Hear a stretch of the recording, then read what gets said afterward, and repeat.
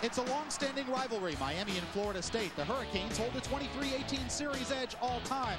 But last year in Tallahassee, the Seminoles made up for years of frustration against the Canes, putting a 47-0 beating on Miami as Peter Warrick and the Seminole skill people raced through the Miami defense.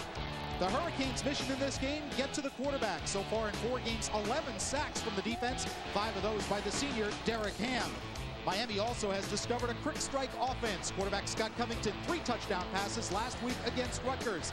It's time for in-your-face football. Miami and Florida State at the Orange Bowl, coming your way on Sports Channel.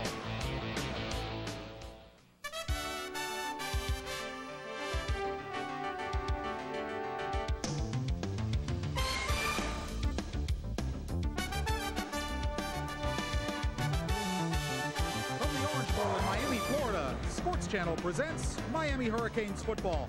Tonight, an intrastate battle as the Hurricanes take the field against the 8th-ranked Florida State Seminoles. Hi, everybody. I'm Frank Fort. I'll call the play-by-play, joined by my partner, as usual, John Congemi. And John, it's been a series that's always been good. The last 3 years, however, Florida State has won rather easily. One of the reasons is their skill people, and if you look on the field tonight, number 9, Peter Warrick's about as good as they get. No doubt he'll be playing on Sundays in the very near future. Well, Frank, last year, Peter Warrick was definitely the most athletic player on the field. Mentally, physically, he has all the tools that you need to be a top-flight receiver in the NCAA. And look for him today to be very productive. He can make a game out of just one catch. He can take it the distance, and that'll be Wanky's favorite target. And Warrick not only is dangerous catching the ball, but on punt returns. Here's what Hurricane head coach Butch Davis had to say about Peter Warrick earlier this week. Peter Warrick is an outstanding wide receiver, big play capabilities, is an exceptional kick returner, so he certainly is a guy that can dramatically change the complexion of a ball game around.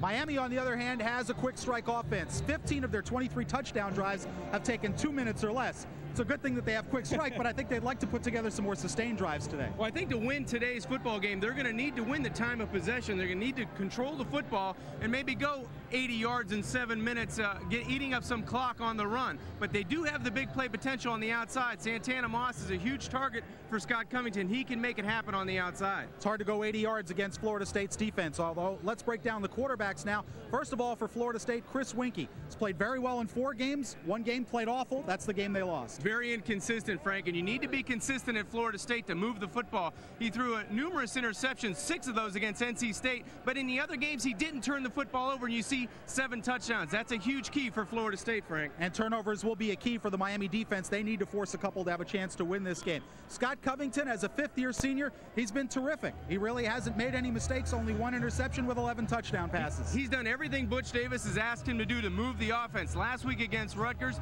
great numbers, 312 yards, 3 touchdowns, didn't turn the football over. If he has enough time to look over his receivers and if that offensive line can protect for him, he should have another solid performance. And that, to me, is the key to the game, whether Miami's lines on both sides of the football can compete with Florida State. We'll be back with the opening kickoff from the Orange Bowl, Miami and Florida State, right after this. University of Miami football on Sports Channel is being brought to you in part by Bell South and its international family of customers. By Grand Prize Chevrolet Oldsmobile, located in Miami, where Jimmy Johnson does business. By Office Depot, business is crazy, but Office Depot makes sense. By Citgo, depend on Citgo when it counts. By Hoover, nobody gets the dirt like Hoover, nobody. And by Mazda, come see what happens when a car company has more engineers and fewer accountants.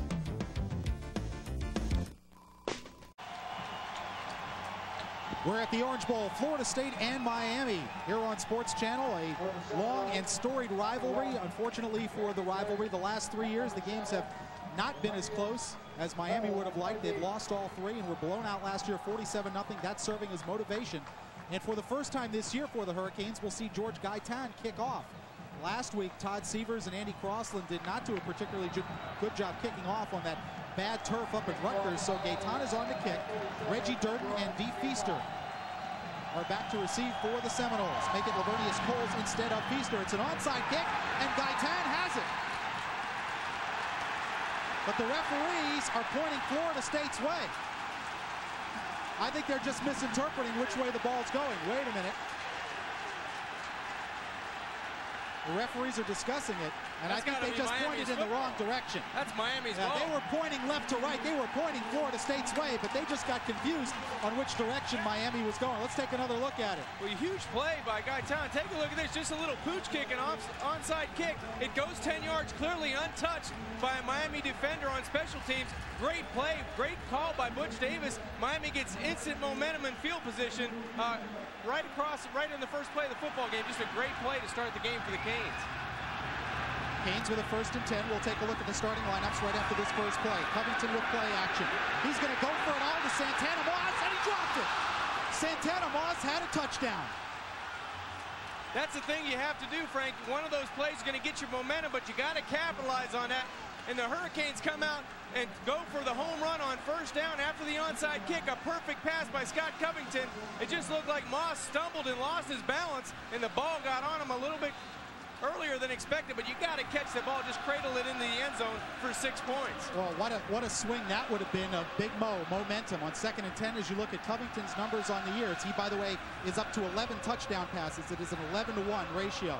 On 2nd and 10, Edgerrin James to midfield into Florida State territory. Sean McCorkle makes the tackle for Florida State. It'll bring up 3rd and about 4. Let's take a look at the starting lineups first for the UM offense. There are the running backs. Edgerrin James coming off his first 100-yard performance of the season. On the receivers, Santana Moss, 6 touchdown catches in 3 games, and right now he should have 7. And on the offensive front, Robert Hall gets his 2nd consecutive start. Hall and Joaquin Gonzalez will have their hands full with the Florida State defense. Florida State with one of the premier defenses in the country, allowing only a total of 212 yards in offense per game. It's a 3rd and 4 for the Hurricanes, just inside the Florida State 47. Canes have a double tight end formation, both set to the lower part of your screen. The give to James to the 45-44. He'll be a yard shy of the 1st down. Demetro Stevens, the middle linebacker, playing with a huge cast on his right hand. He has some broken metacarpal bones in the hand. And let's take another look at the work in the trenches. Robert Hall doing a nice job coming down and closing down, but you know, they're going to come up about a yard short of the 1st down, and if you're Miami and you onside kick right away, you have to go for it in this situation, and I think Butch Davis has decided to go for it. Well, you talk about a wild beginning, an onside kick, and on the first play, Santana Moss just flat out drops what would have been a 54-yard touchdown pass. Yeah, that's the way you wanted to come out and start the football game, but now Miami has to swell up and get tough on 4th down.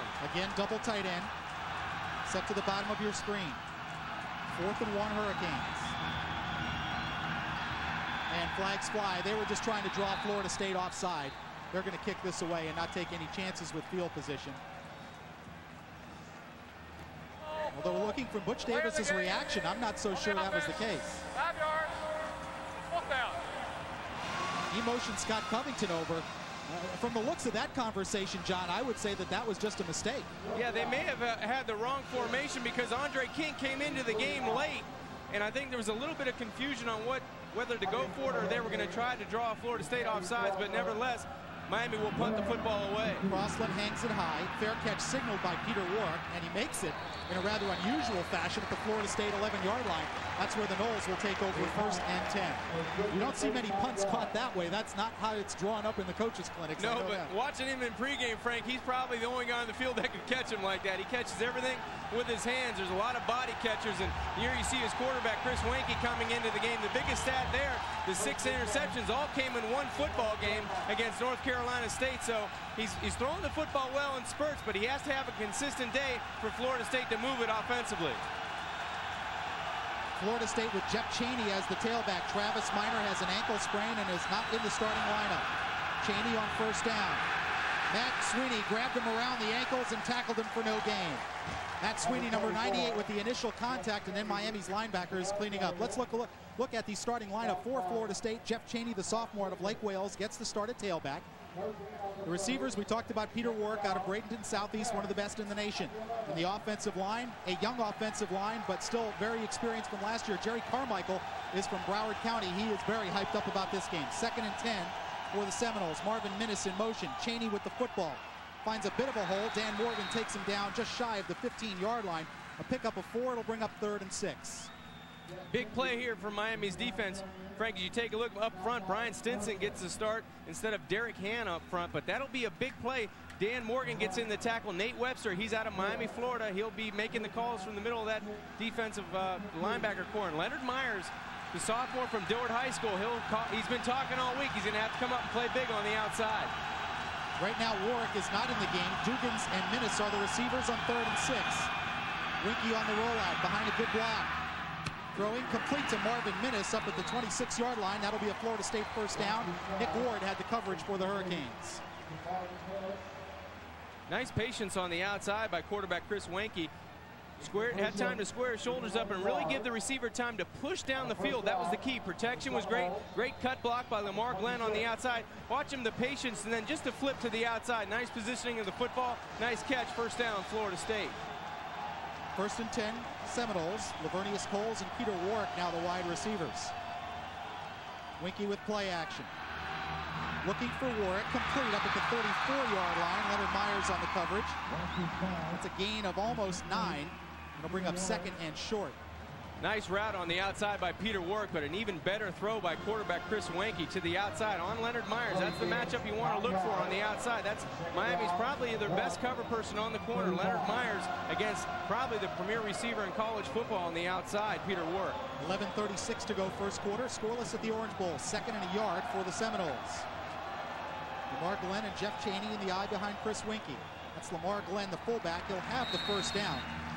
Picked up 3 as Derek Ham made the tackle. Here's a look at the history of this rivalry between Miami and Florida State. Miami has won 23. They've lost 18 in the 90s. They've split 8 games. In the Orange Bowl, they've split 26 games. But FSU has had the upper hand recently. And of course, last year, the most serious loss inflicted on the Hurricanes since 1927.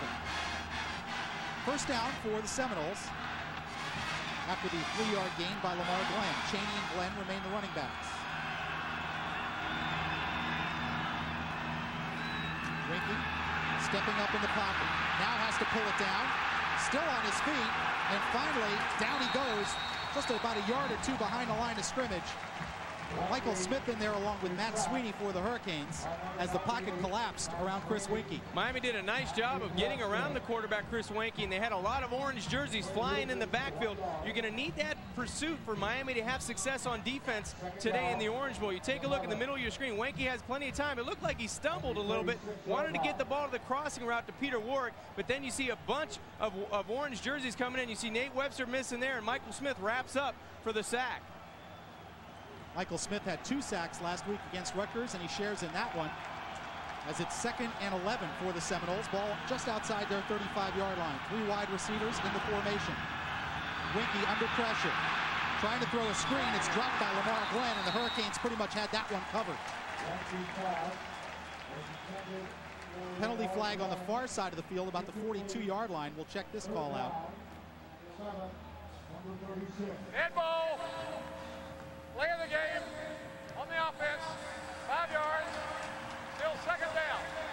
Well, rather unusual call, a dead ball delay of game. That means somebody must have taken the football and flung it away from an official. But it's a 5-yard penalty against Florida State, and now timeout being signaled by the official, Courtney Mawsey.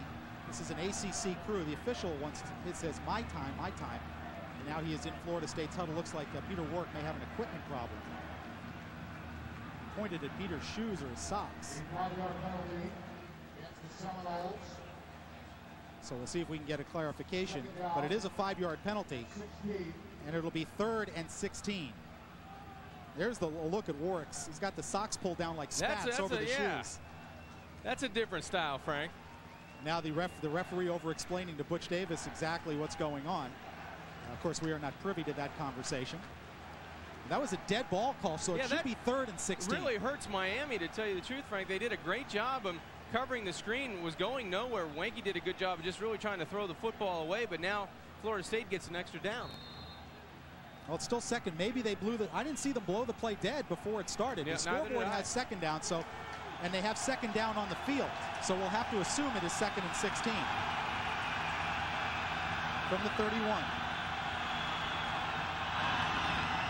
Chaney fumbles, and I think he got it back.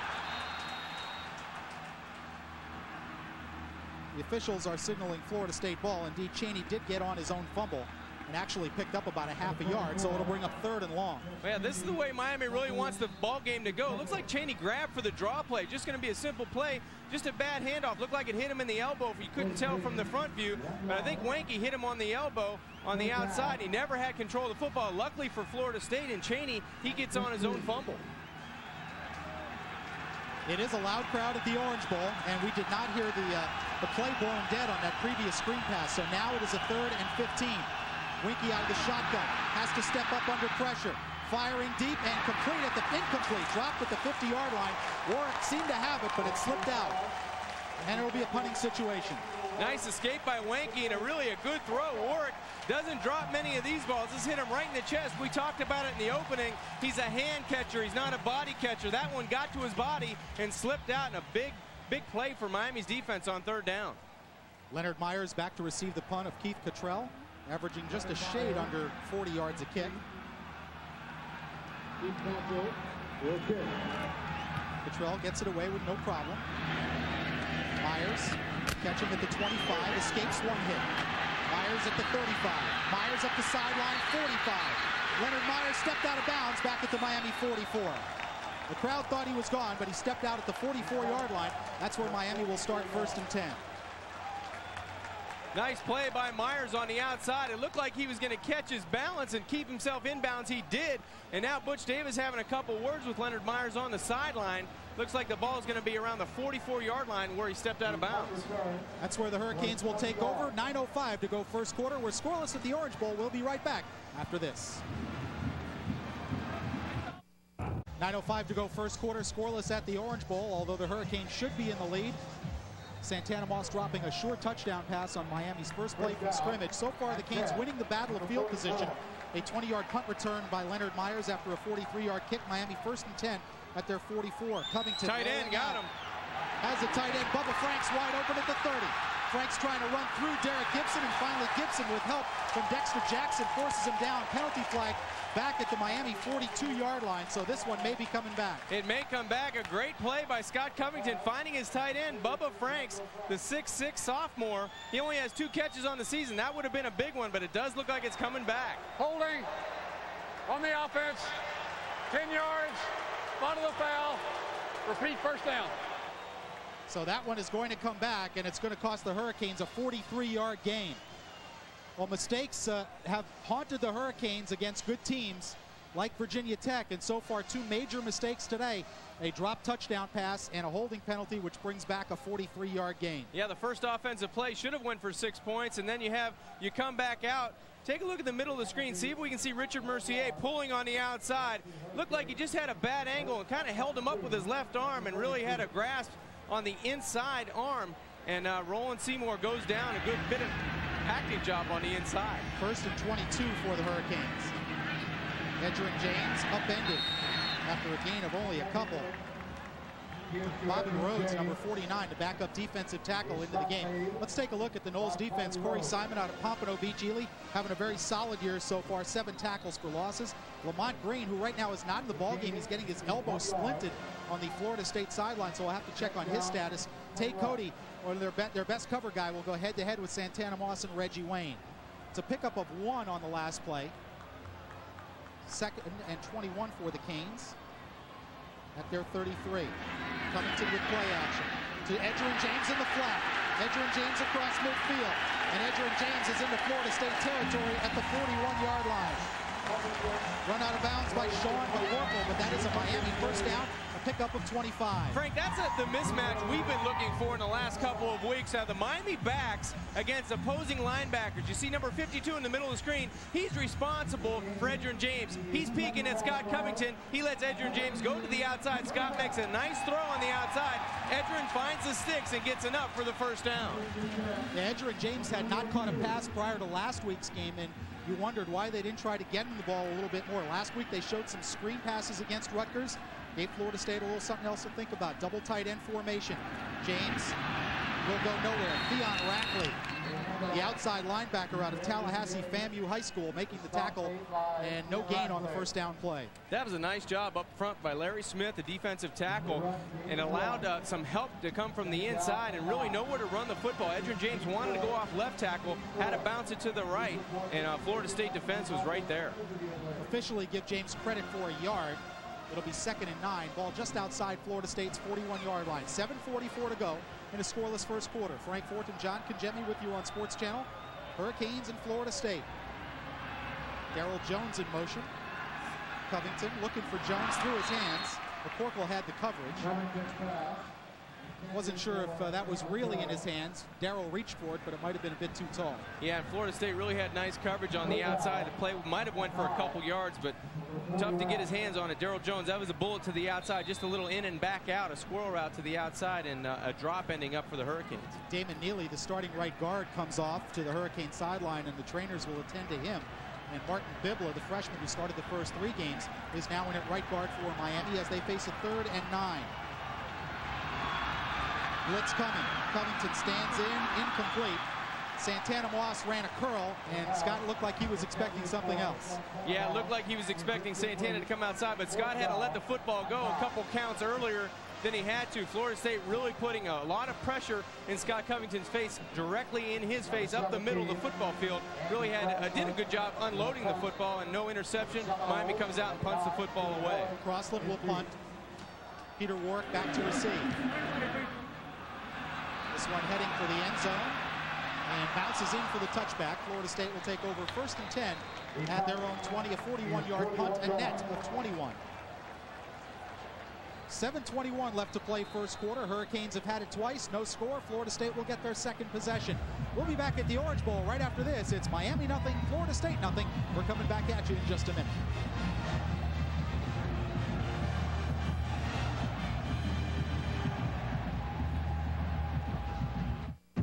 Provided a tremendous amount of excitement for the last 15, 16 years. I know that it gets our players and coaches juices flowing. This is the reason that coaches come to Miami, and why players come to Miami is to play in big games like this. Butch Davis on the rivalry, and he is 0-3 against Florida State as a head coach. Of course, he was involved in some victories as an assistant under Jimmy Johnson. 1st and 10 Seminoles at the 20. This is Travis Minor. Bad ankle and all, gets only 2 yards. Nate Webster and Michael Smith, the linebackers, combining on the tackle. This offense has missed Travis Minor, Frank, in Florida State, moving the football effectively on the ground. Nice, just a regular toss play, but Florida State always putting another wrinkle in. They put number 13 on the outside coming in on a fake reverse, Marvin Minius. So look for that to always come back. Bobby Bowden's known for his trickery, so look for that to come back on the reverse. Minnis and Dugans, the wide receivers, on 2nd and 8. Winky, quick out, Dugans complete. Got away from Leonard Myers.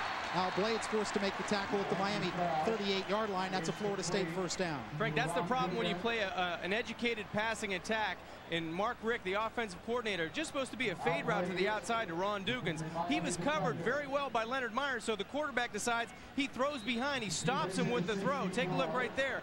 Great job by Dugans. He goes about 10 to 12 yards, puts on the brakes, and Wenke throws it to the outside. It was a design play. First down, Florida State.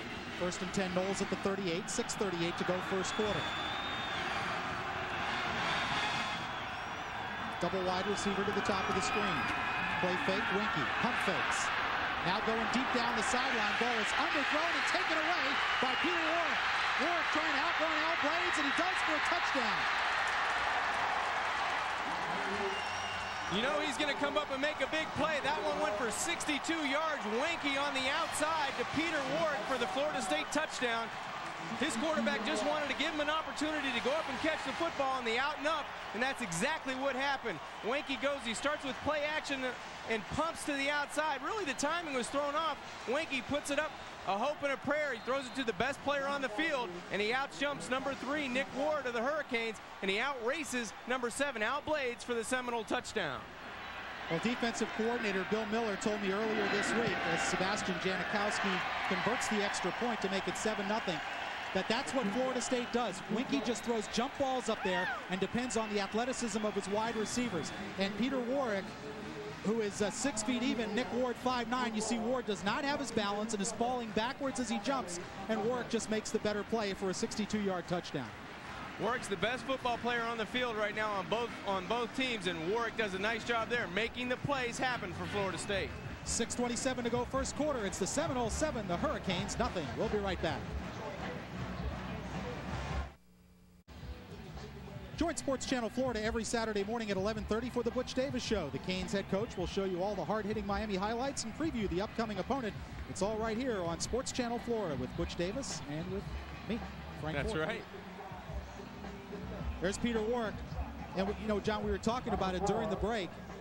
Nick Ward, just like the Virginia Tech game in overtime, he's in position to make a play and simply gets out-jumped and out-athletic, yeah, I'll call it, by a receiver. We were watching Peter Warwick in the warm-ups, and he was so precise on his routes, but then you could see he makes you nervous. You never know which way he's going to go, especially if he's going to go straight up in the air with his vertical. He can take a football away from a defender, and you have to be aggressive with Peter Warwick on the outside, but you have to give him credit. That was all made by his athletic ability on the outside. James Jackson and Najee Davenport back to receive Sebastian Janikowski's kick. And when it's not a touchback with Janikowski, it's news. And James Jackson says, Najee, stay where you are. We'll take it at the 20. Let's take another look at Peter Warwick. Now, Nick Ward is in good shape. He's in good position to make a play. But he doesn't go straight up, Frank. He goes backwards, almost towards the Florida State sideline. You see him drift backwards?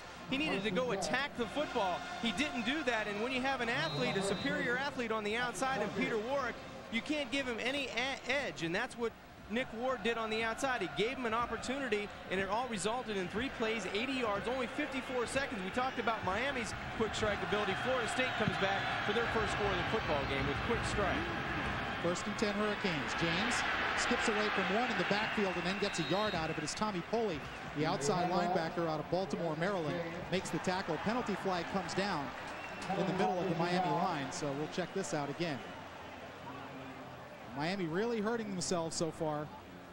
A drop touchdown pass, a holding penalty that negated a 43-yard gain. And here's the call. Dead ball. Personal foul on the defense. 15 yards.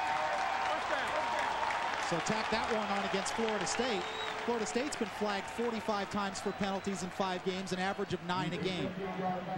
They've been doing that in the games that have been close for Florida State. Not only have they turned the football over, but they've injured themselves with penalties. They've hurt themselves on drives, especially in the red zone. And there, Florida State comes out. You see 2 penalties apiece today. Florida State 20 yards, Miami for 17 yards. Scott Covington 1 of 4, but he had a short touchdown dropped and a 43-yard completion called back. From the 36 on first down. Covington flips it over the middle and almost intercepted. Off the hands of Santana Moss, and then Derek Gibson, Clevon Thomas, almost had the interception. Clevon Thomas out of Miami High School, 6 foot, 175-pound sophomore. So he's playing not very far from home. You can probably throw a rock from the upper deck here to hit Miami. You're high. right, Frank. That's a ball that needs to be thrown underneath the shoulder pads because there's a lot of hands, a lot of defensive linemen with their hands up in the air. It's a lot of traffic. See the ball get away from Scott Covington a little bit, and that ends up being a tip ball. It can go the other way for 6. 3 wide receivers in on 2nd and 10. And now Moss in motion to make it a trips left. Covington had to dump it off under severe pressure, incomplete. The heat coming from number 96. That's Larry Smith, the defensive tackle, and he planted Covington after the throw. That's the second time we've mentioned Larry Smith providing pressure for the Seminole defensive front. That time Scott Covington had a trips left formation with the motion after the play, but Smith really disruptive on that defensive front. Team that has scored first in this series has won the last 5 ball games. Miami 0 for 2 on 3rd downs today as they face a 3rd and 10 with 5:47 left to go first quarter. Out of the shotgun. Covington forced to move out of the pocket. Buying some time and finally has to run out of bounds. Forced out by Brian Allen, the middle linebacker. Penalty flag in the Miami backfield. And it's going to be holding on Miami. So they're going to have to kick it away under any circumstance. Frank, you get the feeling if Miami doesn't win on first down, meaning if they don't gain 4+ yards on first down, Florida State's going to do nothing but pressure the quarterback on 3rd and long situations. Holding on the offense. Check number 73, Joaquin Gonzalez. Fourth down. To the right side, you see just a takedown there on the inside of Jerry Johnson, number 92, and he was flagged. It looked like Gonzalez, the freshman, the right tackle, was called for the holding. Florida State will decline the penalty because the play resulted in a 4-yard loss as Covington was run out of bounds. And now Andy Crossland in to kick it away as Peter Warwick stands at the Florida State 30. Butch Davis trying to get his guys fired up. There's some plays that are available for Miami. They just have not executed very well so far. Crossland with time. Long booming kick. It drives Warwick back to the 15-yard line. Warwick got away from the first man, and he will not get away again. Football comes loose, picked up by Miami. It's James Lewis, the defensive back. I think Bubba Franks forced the fumble, and James Lewis, the freshman defensive back, falls on it inside the Florida State 20. Lewis never gave up. He was the flyer on the outside, and he went by Peter Warwick once. That was an indication that time Peter Warwick trying to do too much.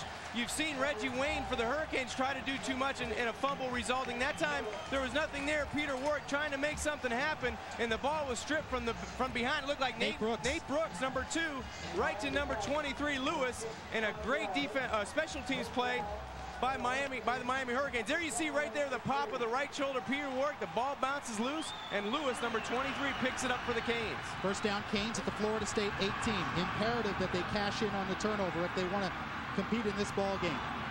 Edgerrin James behind a Mercier block.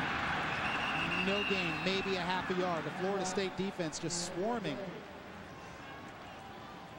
Number 5, Theon Rackley there along with Demetro Stevens, number 52, the middle linebacker, playing with a huge cast on his right hand. That's a look at Demetro, and if we can get a look at his right hand there is that cast. Not going to grab too many people with your right hand, but he's doing it with speed in his left side.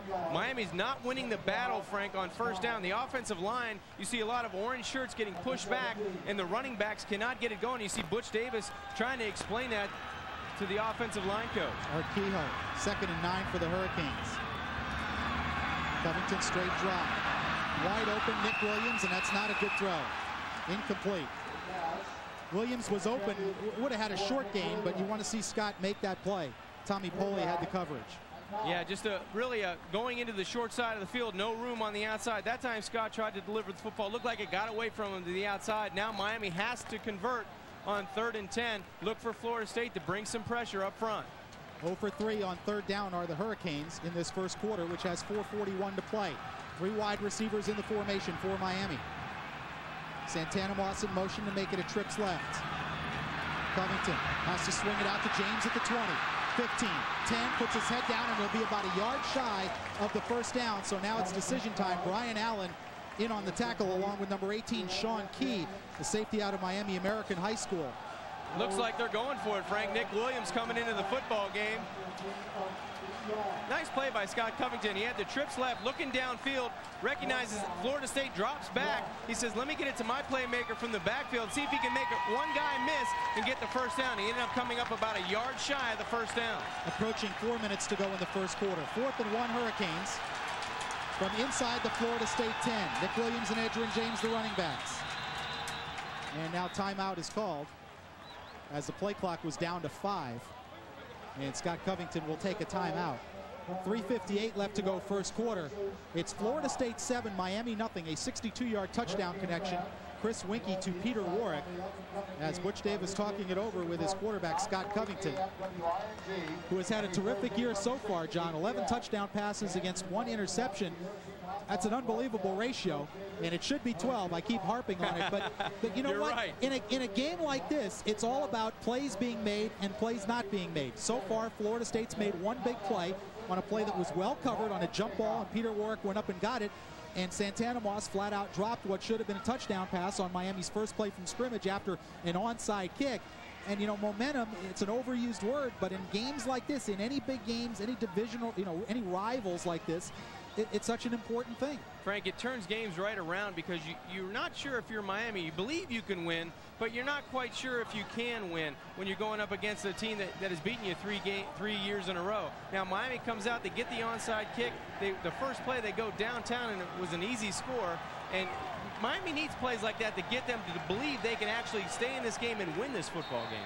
The Canes' next home game is October 31st against Boston College. Great football, touchdown alley, family fun, and more, all at an affordable price. The first 10,000 fans receive offensive team trading cards. It's 4th and 1 for the Hurricanes.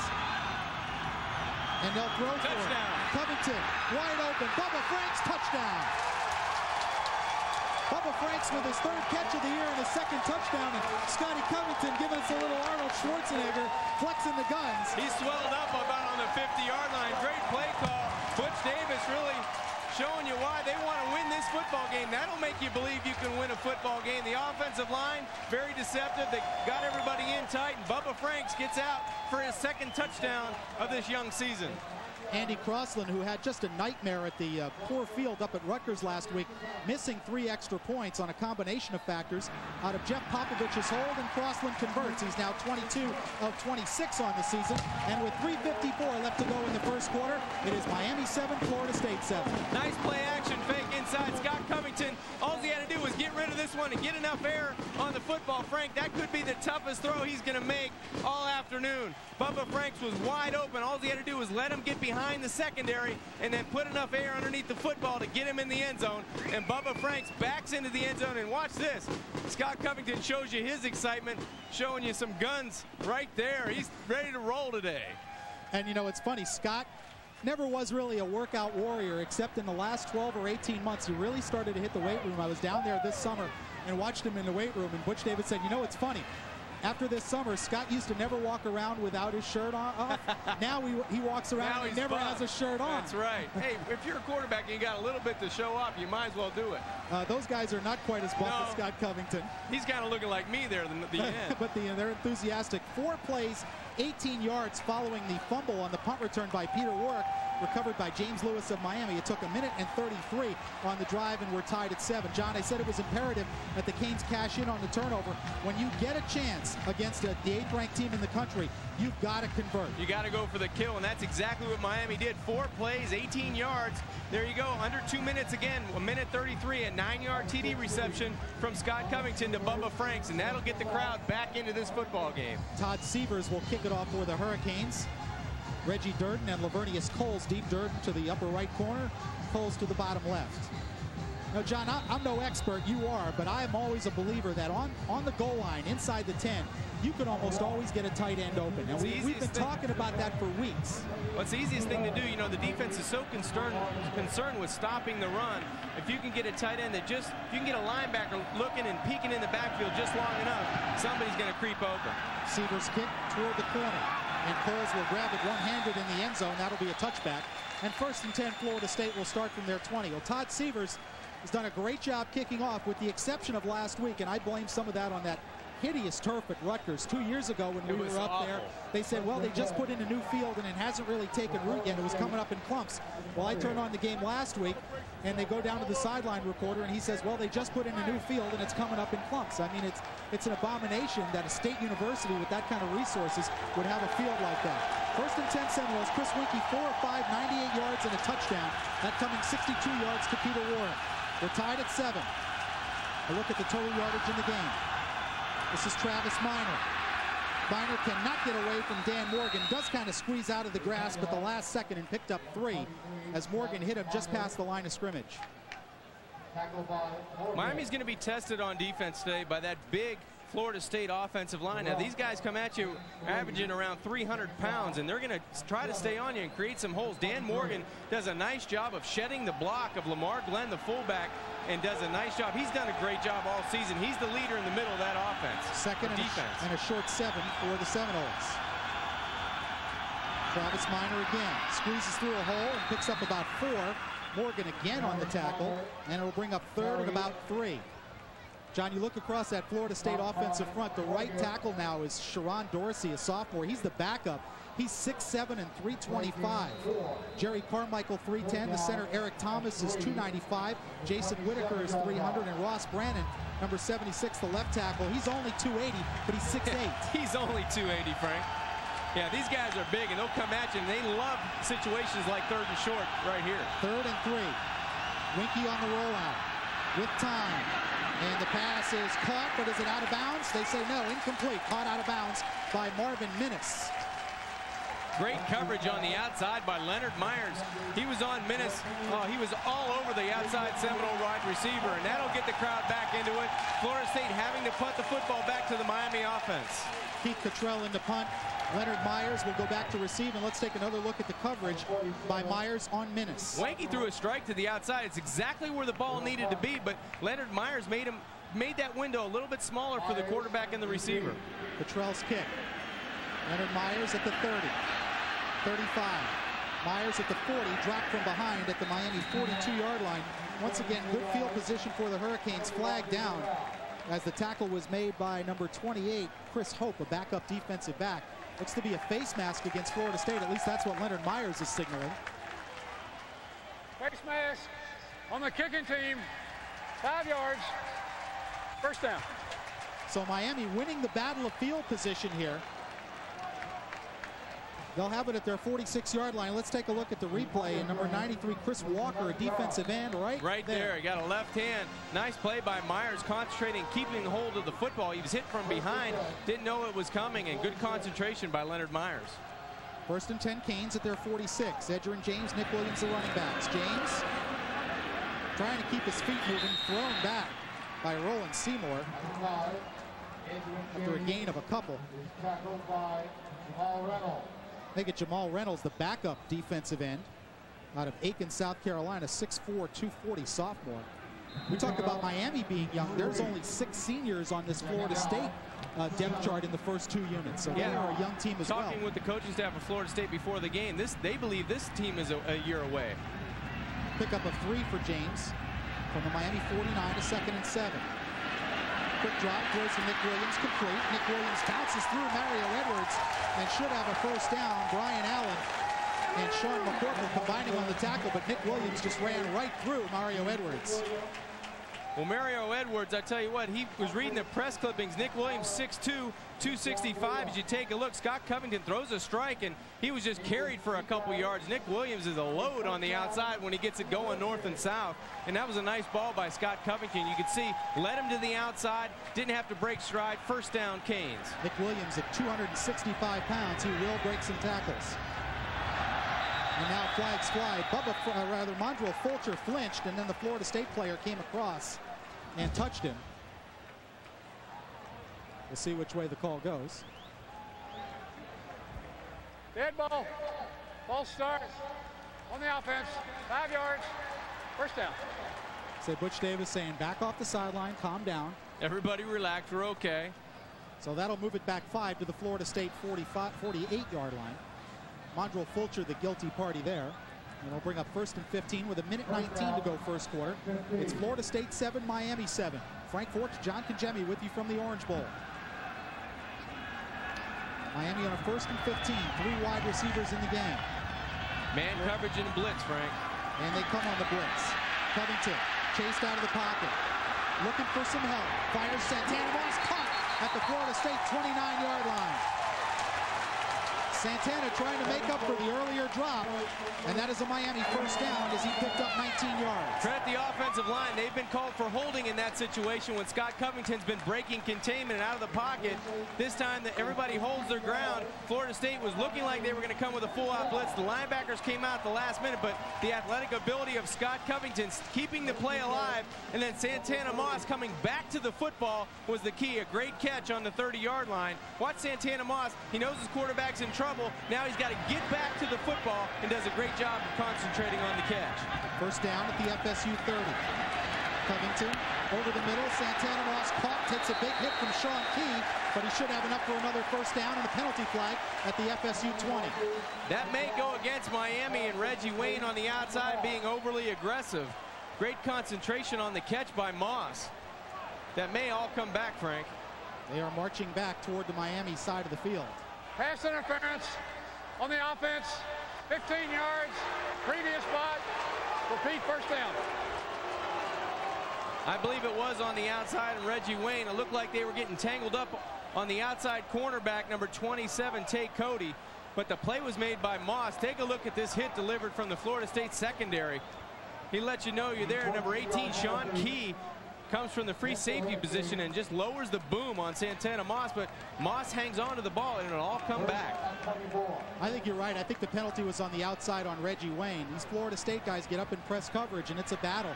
And the referees decided Reggie was pushing off. So 1st and 25. Covington, 3-step drop, inside screen, Reggie Wayne, and he fell down. It would only be about a 3-yard gain. They're trying to set up that wide receiver screen or that under screen to the wide receiver cutting underneath.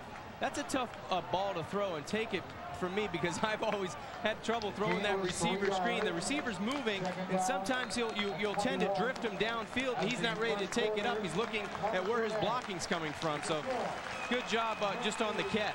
That is the end of the first quarter here at the Orange Bowl. After one period, it's Miami 7, Florida State 7. We'll be right back on Sports Channel after this.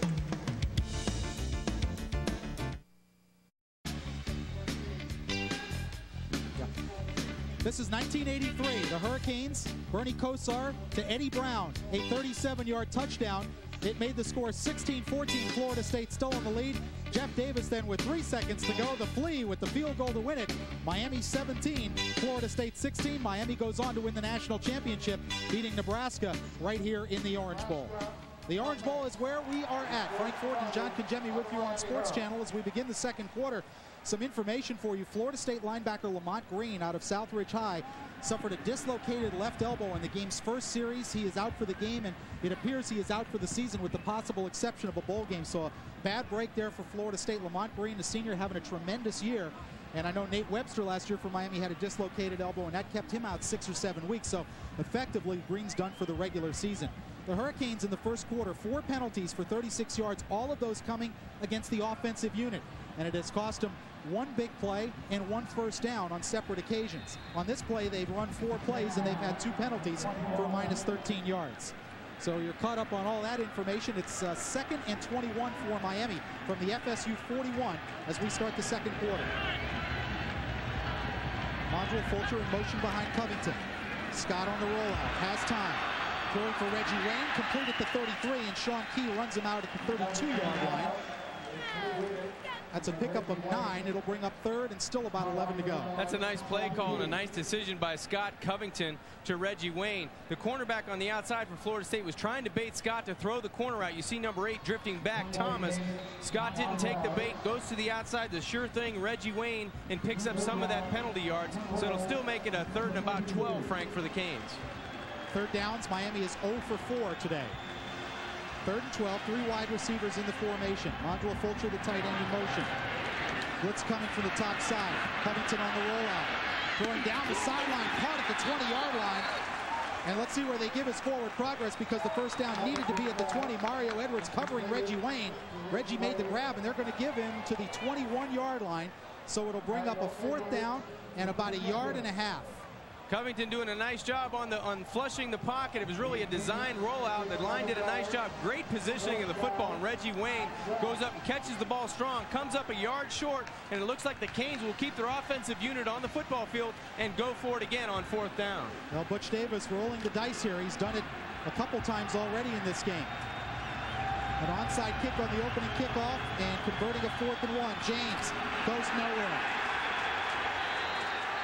Number 56 making the play for Florida State. Roland Seymour, the defensive end out of New Orleans, and Florida State will take over on downs. It was about a 2.5 yard loss. John, I don't like that stretch play on 4th down. I think you got to go right between the tackles. 2 weeks ago, Virginia Tech just ate the Hurricanes up on this stretch play, and this time you see from inside out is where they're stopping it. Richard Mercier looked like he was reaching on the inside, but you see a lot more white jerseys penetrating in the offensive backfield, and there's nowhere to run for Edgerrin James. I don't even mind if they go up top again on 4th down, try to make a one-on-one mismatch, but up front physically right now, Florida State is beating Miami when they need to. Yeah, that stretch play, it takes a lot of time to develop. We'll come back as Florida State takes over on downs. It's the Noles 7, the Canes 7. We'll be right back on Sports Channel after this.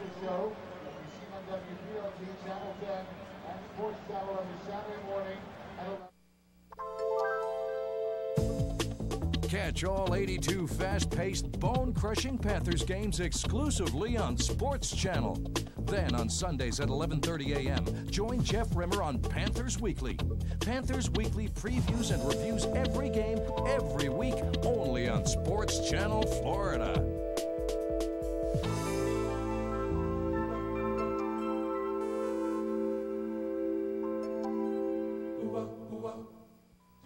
Gotten very high, but the disappointment he lacks in his game experience. Maybe because of one play.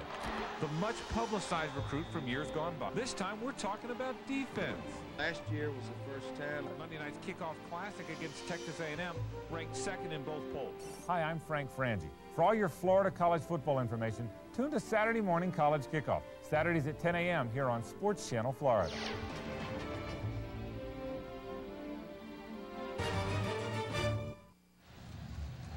The broadcast rights to today's telecast have been granted to Sports Channel Florida by ESPN Regional solely for the entertainment of our audience.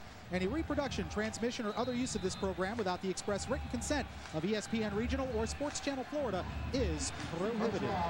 First down, Florida State. After they hold on downs, they'll take over at their 24-yard line.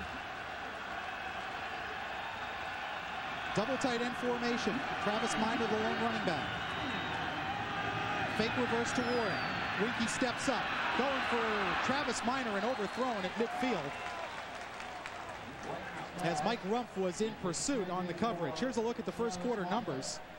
And not much rushing either way. Passing has been the way to move the football. The one turnover set up Miami's touchdown. It's been fairly even. I just think Florida State has come up and stopped Miami on a crucial fourth down, but Miami really should be up by a touchdown. They dropped an opening pass play, Santana Masso. Miami's doing what they need to do to stay in the football game. They've taken advantage of the turnover, resulting in a Hurricane touchdown. 2nd and 10, 3 wide receivers in for the Seminoles. Winky on the rollout. Throwing complete to Warren. And brought down by Dan Morgan at the 36-yard line, but that's a gain of about 13 and a first down for Florida State. John, let's go back to that fourth and about 1.5 yards.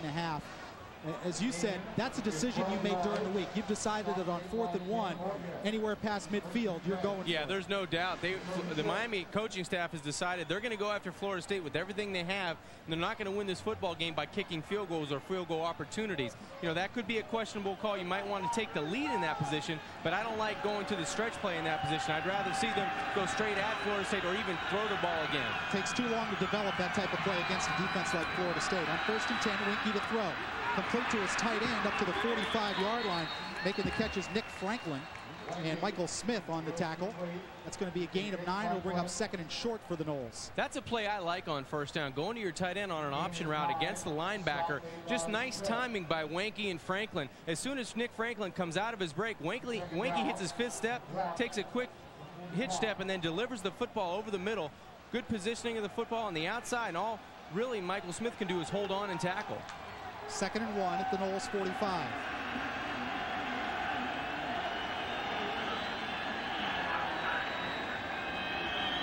Minor dancing in the hole. Michael Smith has him and then gets help from Edward Reed. Penalty flag in the Florida State backfield. Play was held to no gain, but we'll check out the flag. The referee, Courtney Mozzie. Illegal motion on Florida State. Well, Miami will accept the penalty and bring 2nd and 6. Let's watch the tailback. You see a little false start there by Travis Minor. Yeah, he knew he was getting the football, wanted to get a little bit of a head start, but the back judge definitely saw it right away, and that'll put Florida State back on 2nd down. So it'll bring up a 2nd and 6 as you look at Bobby Bowden, one of the best head coaches in America. And John, a remarkable program at Florida State because they have won at least 10 games for the past 11 years in a row. Nothing but respect for that man. He knows what he's doing, and he's been doing it right for a very long time. He's surrounded himself with a terrific coaching staff, and they're very consistent when it comes to coaching young college football players. A lot of continuity on that staff with Mickey Andrews, Mark Richt. 2nd and 6 for the Noles. Winky, straight drive. To the outside, overthrows Marvin Minnis, who complains to the official about Leonard Meyer's coverage, but his complaint will fall on deaf ears, and it's 3rd and 6. That was a good job by Wanky. He was covered on the outside, and the only thing he could do was throw the football away. Nice coverage by Leonard Myers, the cornerback, the sophomore out of Dillard High School. 3rd down coming up for the Noles. They're 1 of 3 on 3rd down conversions this afternoon. 12:57 left to go 2nd quarter. Miami 7, Florida State 7. Florida State scoring on a 62-yard pass from Chris Winkie to Peter Warwick. And Miami on a 9-yard pass, Scott Covington to Bubba Franks. You saw Florida State's third down conversion rate this season, a very good 42%. On 3rd and 6, and whistles blow, and this play will not get started as flags are down at the Florida State 40. Looked like the left tackle for Florida State, I believe it was Ross Brandon, number 76, just jumped or flinched in his stance, and that'll be the call. Dead ball. False start on the offense. 5 yards. 3rd down. Now let me put you in Bill Miller's shoes, Miami's defensive coordinator. Let's take a look at Brandon just to the right of your screen, and you see they were holding hands so they could hear the snap. You know what's bad? They're holding hands, and Jason's going, hey, don't pull me out of offsides either. Hey, if you're going to jump, let go of my hand. Yeah, the coaches will get all over me too. That's right. They think I'm flinching. A look at the penalties. Florida State 5 for 35. That brings up 3rd and 11. Winkie with play action.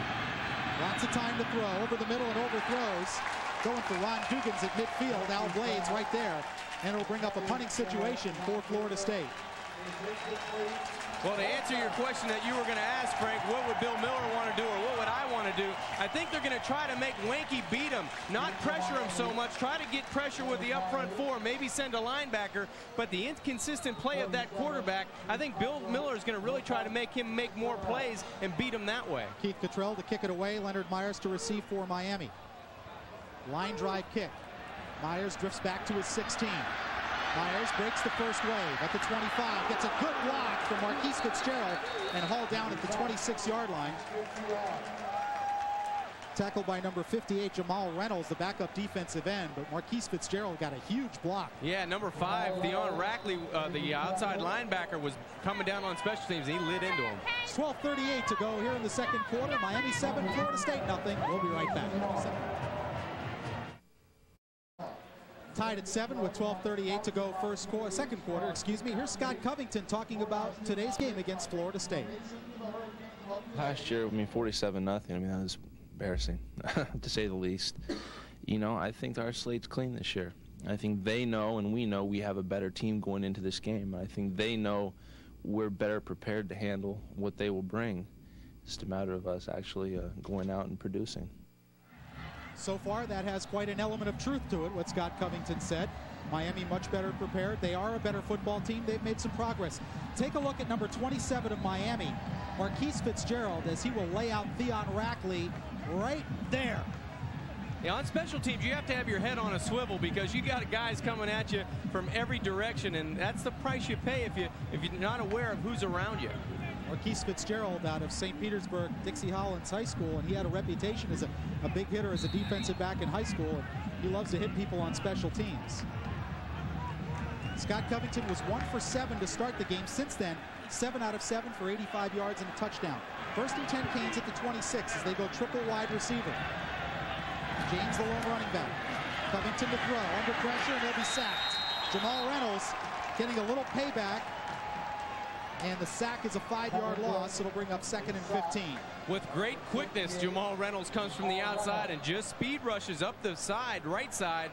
Robert Hall, and it looks like number 73, the freshman right tackle, Joaquin Gonzalez, is down for the Hurricanes.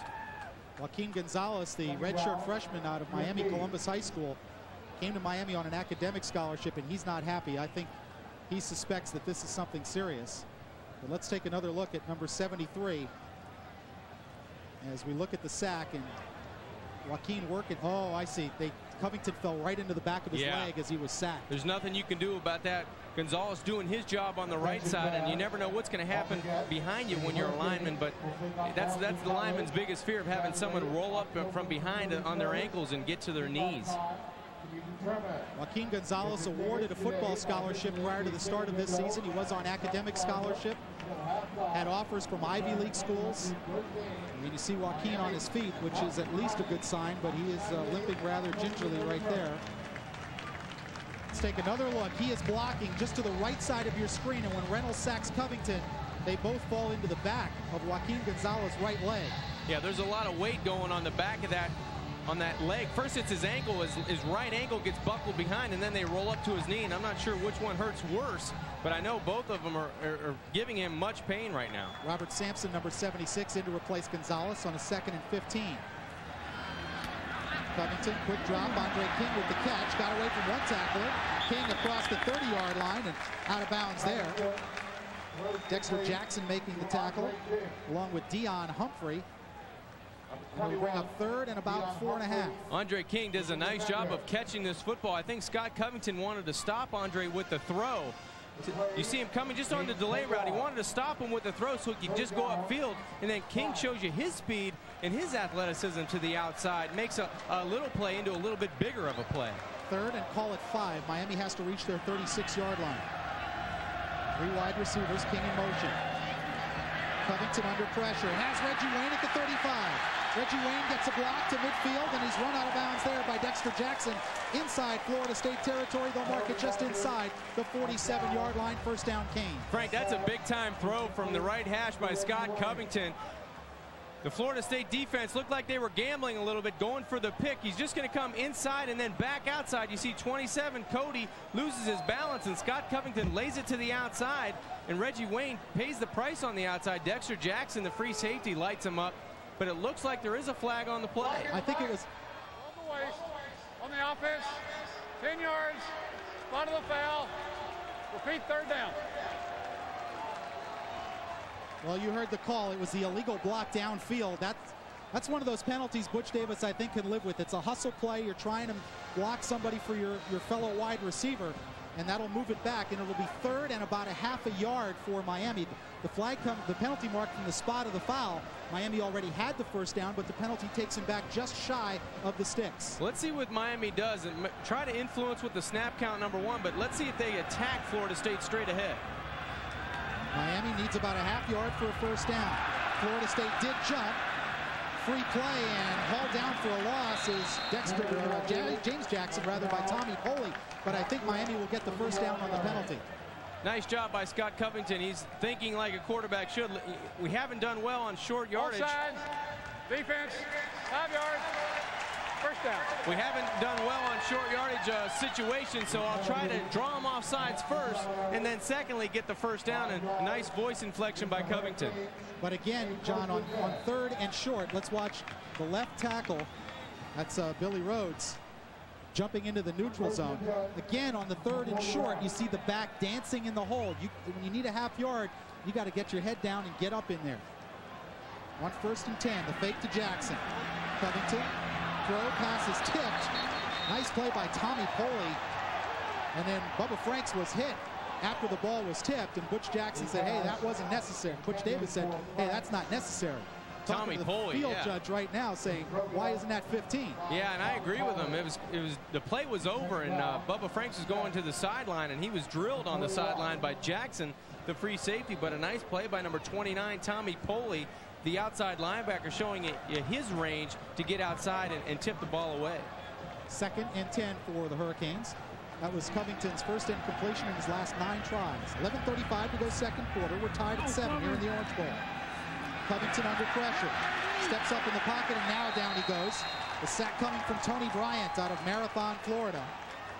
And that's a loss of 5. This is the price you're going to pay if you don't succeed on first down. Florida State's going to pin their ears back and get after Miami's offensive line, and right now they're getting the better of it. They're using some speed rushes on the outside to beat them up front, and you see right there Robert Sampson was beat from the right side and Robert Hall was beat from the left side. So the tackle play for the University of Miami now very questionable, and right now I think Florida State, the defensive front, they smell blood. They're going to go after Scott Covington. Again, 3 wide receivers in for Miami on 3rd and 15. Franks, the tight end, in motion. Blitz coming. Covington under pressure, and down he goes again. This time it is number 49, Bobby Rhodes, backup linebacker, and another Miami offensive lineman is down on the field. Looks like Robert Sampson, number 76, coming in at right tackle, is down, but a little secondary blitz. Troy Sanders, number 4, comes from the outside. You see the speed on top. He forces Scott Covington to the inside, and then number 49, Bobby Rhodes, comes from the other side. They pin Scott Covington in, and now this is a dangerous situation for the Miami offensive line. They already lost Joaquin Gonzalez a couple plays ago. His replacement, Robert Sampson, comes in, and now he's hurt. Well, I see Joaquin on the sideline. He's got the right ankle taped up, and he seemed to be walking around all right, as the trainers tend to Robert Sampson. But not a good job that time by James Jackson and Bubba Franks in picking up the outside rush people. and their quarterback gets pinched as you see Sampson jogging off. That was a good job, good play call by Florida State's defense. They brought some outside pressure, not with the defensive lineman or a linebacker. They brought a safety from the outside, Troy Sanders. He comes around and he caused havoc in the Hurricane backfield. Andy Crossland to kick it away. Dee Feaster stands at the Florida State 35.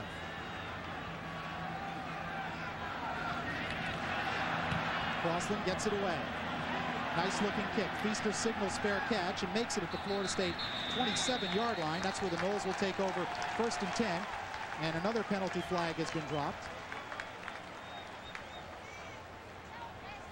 Yeah, it looked like on the special teams, Sean Key, number 18, a little over-aggressive on the Miami sidelines, just buried a Hurricane special teamer running down on the field, and it looks like Florida State will be penalized for it. Good eye by my partner John Kajemi picking that up. The punt was 46 yards and no return, so a nice job by Andy Crossland. Dead ball. Personal foul for Florida State. 15 yards. First down. The bad part of that play, Frank, was that Key made the block or the personal foul about 50 yards away from the ball carrier. Really had no chance of even influencing the play. So special teams on both sides, a couple penalties, as you said, Frank. Bad decisions by players out on the field today. Little note here, FSU on 1st down, they've tried 4 runs and averaged less than a yard.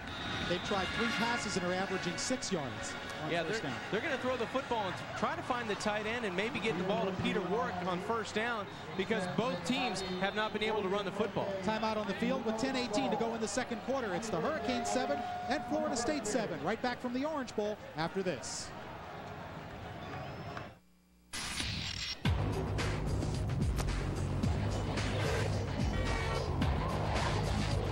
Sooner or later, a Mazda's gonna move you.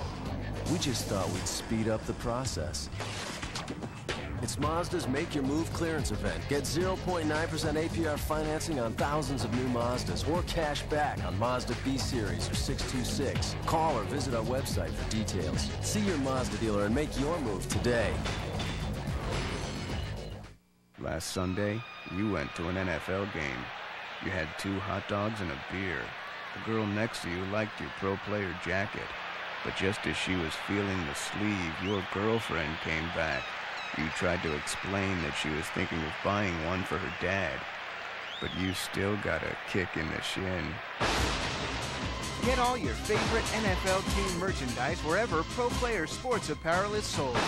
Pro Player, you have a life. Look good in it.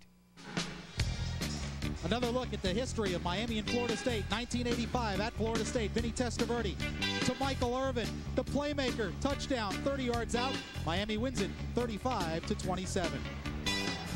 One of the great things about this game over the years, John, is we've seen so many players in these games who go on to play in the NFL. Literally dozens of guys when you put together both sides of the football. Well, both universities attract such great talent out of the high school level, even in South Florida, but all over the country. And they're able to recruit Dan Morgans, and they're able to recruit people like that and Nate Websters and get them in school and make them play at a level that brings them even higher than they brought the level from high school. And both schools do that at a very high rate. Ball at the 14, 1st and 10 Florida State. Travis Minor, Lamar Glenn in the eye behind Chris Winkie, who will throw on 1st down. Feeling a little bit of pressure. He's got him, Frank. Going deep for Warwick, and he makes the catch again at the Miami 45-yard line.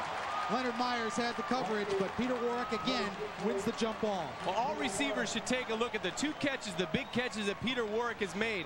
Both passes were underthrown. Both passes weren't great balls, but he makes the quarterback look good. He goes up and gets the football. Now, Peter Warwick, if this is a good ball, if Wanky had enough time to step into this, it would have been a touchdown. The linemen were in his way. But Peter Warwick goes and gets the ball at its highest point. That's the key. He's going to take it away. He believes it's his football, no one else's.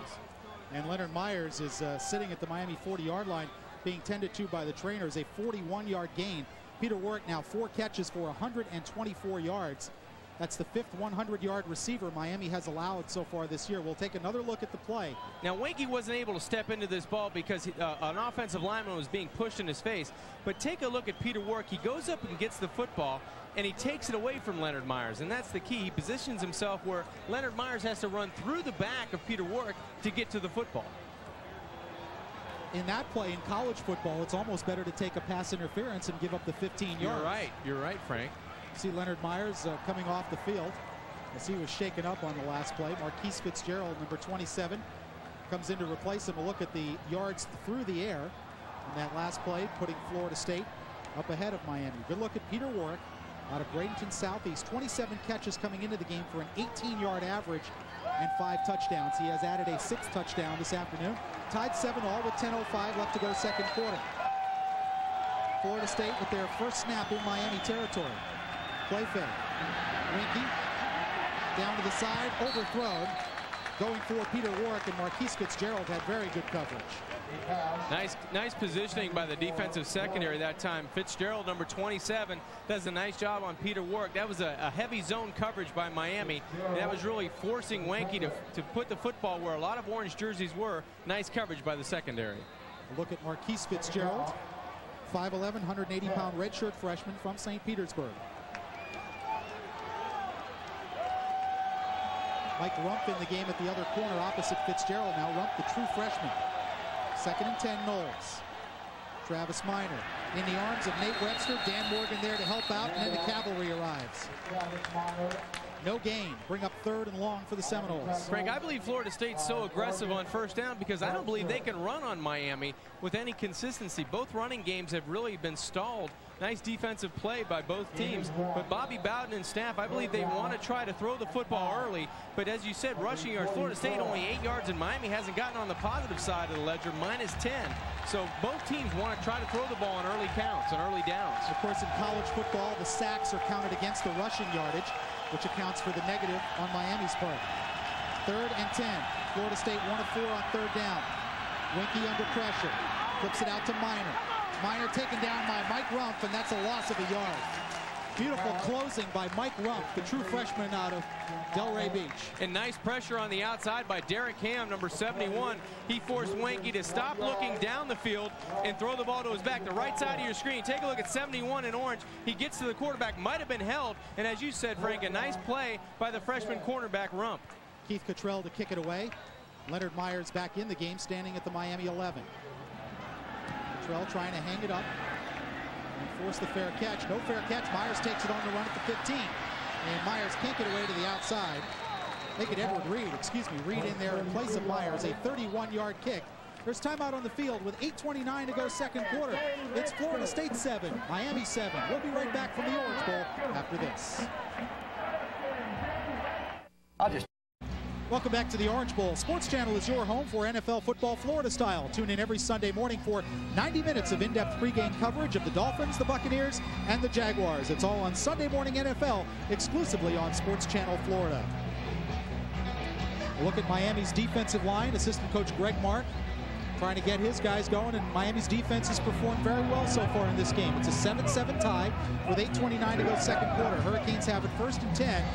Just outside their own 16-yard line. Scott Covington has a touchdown pass today to Bubba Franks, and that has accounted for Miami scoring just one more touchdown than they got all last year. You look at the numbers on both quarterbacks, and both having pretty good days so far. Both moving the offenses the way their coaches would like them to. On first down, Nick Williams and Edgerrin James in the eye behind Covington. James behind a Williams block across the 20. Lost the football, and Nick Williams got back on it. It'll turn out to be a gain of 4 for Miami, but living on the edge. It's exactly what we were talking about in the break, Frank. Miami has to stay away from self-destructing when they have the ball on their own end, and right there, Nick Williams pulls them out of the destruction mode. It was a nice play up front. Fulcher makes a nice block. Edgerrin James makes a nice cut on the inside, but it looked like an outside linebacker gets a hand on the football. Theon Rackley. Yeah, Rackley, right. And Miami's very fortunate to get this football back. Miami has called a timeout as they come up on a 2nd and 6 play. And the good news for the Hurricanes is that Joaquin Gonzalez, number 73, is back in the game. That right offensive tackle with his right ankle taped up. There you see Gonzalez, the freshman, Miami Columbus High School. Now, I'm sorry, John, so many guys on these two teams. One of the things that makes the rivalry the way it is that so many guys played with each other in high school, played against each other in high school. You know, before we had Santana Moss, for example, coming across the middle, catching a pass, taking a big hit from Sean Key. Well, that's not the first time that's happened. That's right. Moss played for Carroll City. Sean Key played for American High School. The schools are about 5 miles apart. And you know they grew up in the same sort of neighborhood. They played against each other in high school. So it's not the first time that that's happened. And it's going to continue to happen. And that's what makes the rivalry such a great rivalry, because everybody knows each other. And you've been talking to each other for not only 1 year, but maybe 6, 7, and 8 years if you go back to high school. So it makes it more intense for the players, and it puts more pressure on them. But yet you feel so much better when you come out victorious in that situation. Santana Moss said during the week, he said there's phone calls exchanged. Hey, we're ready for you all. Yeah, we're ready for you all. Yeah, so let's see what happens. A look at Santana Moss. It's 6 touchdowns in 3 games. And go back to the first play today. He should have had another one. 2nd and 6 for Miami. Covington, 3-step drop. Out to Fulcher, the tight end. Fulcher gets away from Dexter Jackson. Brought down by Tommy Poley up at the 30-yard line. But that's a pickup of 9 and a Miami first down. That's what you like to see. A quick slant complemented by a diagonal route to the outside. Mondrell Fulcher, he looked like a running back out there. He's 6'3", 245. He made somebody miss in the defensive secondary. Covington comes back, just a 3-step drop. Throws it to the outside. A nice pass. Watch the stutter step move right here. He just freezes the secondary. Ty Cody, he's been losing his footing all day long. A nice play by the tight end, Fulcher. First down, Canes, with 7:36 to go, second quarter. Pitch to James Jackson behind a Nick Williams block, and Jackson's going to pick up about 7. Sean McCorkle and Mario Edwards combining on the tackle. That's a play, John, that I like. Not because it gained 7 yards, but because it happens quickly. There's not a lot of reading by the running back. You get him the ball, and he goes. It's almost an inside toss play where they're not trying to stretch it. They're trying to go downhill, north and south. And 2 out of the last 3 plays have been running plays, and the Miami offensive line has finally gotten control of that Seminole defensive front. 7 minutes to go, second quarter. Second, and call it a long 2 for Miami. Ball between their 37 and 38. Look for him to go up top here on an audible. They give it to Jackson on the stretch play, and he's got some room. Good block by Williams. James Jackson in midfield, flag down. Jackson still on his feet inside the Florida State 35, but I think they're going to get Darryl Jones for a hold downfield. And I don't know about that. It looked like Darryl Jones was doing a good job downfield blocking, unless we can see it again, and he's got a handful of white jersey. It looked like he was doing a nice job. Scott Covington fools me. I thought he was going to go to the pass, but he audibled from a right running play to a left side running play. A nice call by Covington, but it may all come back. Holding on the offense, 10 yards, spot of the foul. Repeat, 2nd down. Well, there's only one problem with that. From the spot of the foul, it's past the first down marker. Take a look at number 1, Darryl Jones. I believe that's who they called the penalty on down the field. There's a good block by Nick Williams right there. It looks like his left arm. Yeah, it's a good call. You couldn't see it from our vantage point, but Darryl Jones doesn't have to do that 20 yards down the field. He just needs to either run off the cornerback or stay in front of him until he makes a move on the ball carrier. That's an unnecessary penalty by Jones. 6 penalty on Miami, 56 yards. All have come against the offensive unit. But the yardage does give him enough for a first down, even after the penalty. 1st and 10 from the Miami 41. Again, the inside pitch to Jackson. Squirts through the hole and will pick up about 3. Brian Allen, the middle linebacker on the tackle. Jackson lost his helmet, and Damon Neely taking exception to something Brian Allen did during the course of the play. There's been a lot of talking going on in this second quarter, Frank. First quarter, everybody was feeling each other out, but right now there's a lot of jawing going on, and Miami's had some success going downhill with this toss play. As you see, nice aggressive running on the inside by Jackson. Well, you can see there Damon Neely giving it to number 55, I believe, Allen, Brian Allen, and there's reason for both guys to be upset on that play. Pickup was 2. It'll bring a 2nd and 8 with 6 minutes to go in the second quarter and the clock moving. Miami with another 3 wide receiver set. They've used it a lot in this game. And they won't get the playoff. That's going to be a delay of game on the Hurricanes. Well, that is the 7th penalty, all on the Miami offense. Dead ball. Delay of the game. On the offense. 5 yards. 2nd down.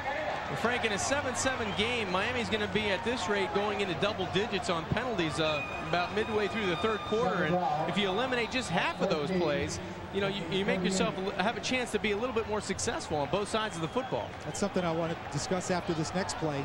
I kind of thought you did when I looked at you. 2nd and 13. Covington. Down the hash, incomplete. Going for Reggie Wayne. Clevin Thomas had the coverage. One of the criticisms of Butch Davis and his staff around town has been the number of penalties. Yeah, Miami averaging 12 penalties a game. And I don't think you lay all of it on the coaching staff. And even Art Kehoe said this week, well, you know, part of it is concentration, part of it is focus, and part of it is coaching. What's your take on that? Well, I think he's close to being correct. You know, as a coach, you have to take responsibility, but you can't go out and play either. You have to have enough confidence in the people that you have, you know, the ability to stay away from bad penalties. 3rd and 13 for the Hurricanes. Covington has to get it out to James Jackson, and it looked like Jerry Johnson got a hand on that ball and deflected it incomplete. So the Canes will have to punt it away with 5.5 minutes to go in the second quarter. This Florida State defense, John, you look at, they lose an Andre Wadsworth, the 3rd pick in the draft. They lose a Darrell Bush, and they're still going strong. Yeah, they're loaded up front defensively, and they're going to even get better as the year goes on. But Johnson, Simon, Seymour, and Bryant up front, they can bring you and make you, as a quarterback, really feel uncomfortable. Crossland to kick. D. Feaster back to return for Florida State. Not a good kick. It's going to hit at the 30-yard line, but, you know, any kick that's not in D. Feaster's hands is probably not a bad thing. Yeah, that's right. Rolls out about the 24-yard line. You know, Peter Warwick's a good punt returner. Feaster's maybe even a little better. Statistically, he is. So yeah, they can break big plays at any time. So not really a bad punt. 37 yards and a net of 37, and I think Butch Davis would be happy with that. Wasn't the prettiest kick in the world, but effective. When you keep it out of those guys' hands, and I'm surprised more people don't do that, is try to kick to the sideline. They used to, and I think they've gotten away from that. I think just because of the way people rush the kicker nowadays, but I think it's an effective play. I'd rather have it roll out of bounds and maybe lose 5 yards and get it in somebody's hands that can take it the distance. Jeff Chaney back in the game at running back. Winky looks to throw. To the hash, complete at the 36-yard line. Completion to Marvin Minnis, and you saw him hugging Marvin Webster, high school teammates. In fact, I was there on the day that both of them signed. Webster with Miami, Minnis with Florida State. Well, they can give, you know, respect on the outside to Peter Warwick, but Marvin Minnis, he's getting a lot of respect on the outside. There was about 5 yards, 6 yards of a cushion that number 22, Leonard Myers, gave Minnis on the outside. You can't do that to any other Florida State receiver but Warwick. Pitch to Chaney. Forced wide by Hips, and Dan Morgan will take him down for a loss of about a yard. Leonard Myers helping out, but Quincy Hips made that play with the deep penetration. Yeah, he really did, Frank. And Dan Morgan from sideline to sideline for Miami in their first 4 ball games. He's just done a terrific job. He's out of Coral Springs, started as a running back, but now he's the leader on the defense. But as you said, Quincy Hips on the outside really got penetration. He beat the offensive tackle into the backfield and really made the running back stretch the football play outside. Chaney did not want to take it there. He ran out of real estate. Miami, a nice play on first down. Look at Quincy Hips, sophomore out of Tampa Catholic. Had 3 sacks in the game against the Noles last year, despite the lopsided score. On 2nd and 11. Winky with the quick toss, complete to Lavernius Coles, and Leonard Myers, along with Delvin Brown, drags him down after a pickup of about 9. It's 3rd and a yard and a half for Florida State at their 45. 4:40 left to go in the second quarter. Well, this would be a great spot in the football game for Miami to give a nice effort on 3rd and short and try to get the football back for their offense. 4 minutes and 29 seconds and counting before halftime. It's a big play for Butch Davis and staff to really come up with a stop here and get the football away from Florida State's offense. 3rd and a yard and a half for the Noles from their 45-yard line. Jeff Chaney is the tailback. William McCray the fullback. Winky will throw on 3rd and short, complete to Warwick. Warwick tried to spin away from Fitzgerald and couldn't. Dan Morgan there to help out, but it's a pickup of about 7 and a first down. Well, Frank, it's a clear indication that Bobby Bowden and staff want to go to their best football player, and that's Peter Warwick. No matter what situation, when the chips are down, you need to make a play. They probably feel that they have, and no matter who he matches up against on the outside, he's going to beat them and give them an opportunity to get a first down. Winky just goes 3 steps and fires the hitch pattern. You see Miami giving a lot of respect and a lot of cushion on the outside to Peter Warwick. From in Miami territory. Winky checking off. Lamar Glenn and Jeff Chaney in the eye behind him. Chaney has it with some running room. Jeff Chaney still going and down to the Miami 31-yard line before Michael Smith made the tackle. The first significant gain on the ground for Florida State, a pickup of 17. Chris Winkie saw man coverage and probably ran to an audible check that he has against man coverage. Really, Miami going to different gaps, and you see them just really playing a little bit passive up front. A missed tackle by Ed Reed on the outside, the strong safety. And number 24, Jeff Cheney, finally he breaks free on first down. 1st and 10 at the Miami 31. Winkie again checking off with 3 wide receivers in the formation. To the hash, knocked away by Leonard Myers. Good play by Leonard Myers as the pass was intended for Ron Dugans. I thought there might have been interference on the outside. A lot of body contact before the ball was thrown, but no penalty, no foul. Leonard Myers did a nice job on the outside on number 80, Ron Dugans. I'm one of the believers, John, that you let him play on the outside. I think there are too many pass interference penalties called. There are obvious ones, but you see too many with the guy just has his hand resting on the receiver's back, and they call interference. I believe in letting him play, unless it's really something that affects the receiver making a play on the ball. And in that case, it was a clean play by Leonard Myers. Warwick in motion. And the pass to Warwick complete. 25 and out of bounds at the Miami 23-yard line. About 2 yards shy of a first down. Warwick coming all the way across the formation there, John, trying to get one-on-one. Well, they're trying to just see who's coming with them, if it's man or zone coverage, and trying to get leverage on the outside. You see the coverage is coming from inside out, meaning it's man coverage. So he wins the battle of leverage, and he's got enough speed to get to the outside. The only thing was they didn't get enough for the first down. It brings up another 3rd and 2, and Peter Warwick is on the sidelines on this play. Last time they went to him in this situation, this time he's just watching. Out of the shotgun on 3rd and 2. Winkie on the rollout, under pressure, throwing deep, caught, touchdown. Marvin Minnis. Again, Leonard Myers had good coverage, but this is what Florida State does. They throw behind the receiver and let the receiver come back. They play jump ball football a lot on the outside, and again, Winkie doesn't have to be on the mark. He doesn't have to be perfect on the outside. With the talent that he has, he just throws the football up, really going backwards, and it was an underthrow, and it goes as a completion and a touchdown to number 13, Marvin Minnis. Marvin Snoop Minnis out of Miami Northwestern High School. Low snap. Janikowski gets it up out of Marcus Outson's hold, and Outson did a great job to set that ball up. The conversion is good. 3 minutes to go first half. It's Florida State 14 and Miami 7. On the pump and go to the outside, Winkie finds Minnis. The coverage was there, but an underthrow really gives the Florida State receiver a chance to get in position to make the play, and it's a touchdown, Seminoles. 23-yard touchdown and capping an 8-play, 75-yard drive in 2 minutes and 30 seconds. And with 3 minutes to go here in the second quarter, Florida State has regained the lead at 14-7. Well, not only Peter Warwick on the outside can make plays for this offensive team. There you see the Miami native, Marvin Minnis. He's only a sophomore, 6'1", 185 pounds. That was his first touchdown reception of the season, but he makes a play on a ball that was clearly underthrown. And really, Chris Winkie, all he wants to do is get it close and really have confidence in his receivers to come up and get the ball and make a good play. The scoring drive, 8 plays, 75 yards, 2 minutes and 30 seconds, a 23-yarder from Winkie to Minnis. And Winkie on the day, Frank, 13 of 19 for 207 and 2 touchdowns. And of those 13 receptions, you have to say 3 or 4 of those were just jump ball situations where he's going to get the ball close to his receivers, and they're going to out-battle the defense for the catch. Support UM student athletes by making a donation to the Hurricane Club. Every dollar raised goes toward the Student Athlete Scholarship Fund. Support Hurricane Athletics by making your donation today to the Hurricane Club at 305-284-6699 or 1-800-GO-CANES. Well, Bill Miller, talking to the UM defensive coordinator this week, he said Florida State does that a lot. They underthrow receivers on purpose, knowing that the defensive backs will have trouble adjusting and the receivers can see the football pretty much all the way.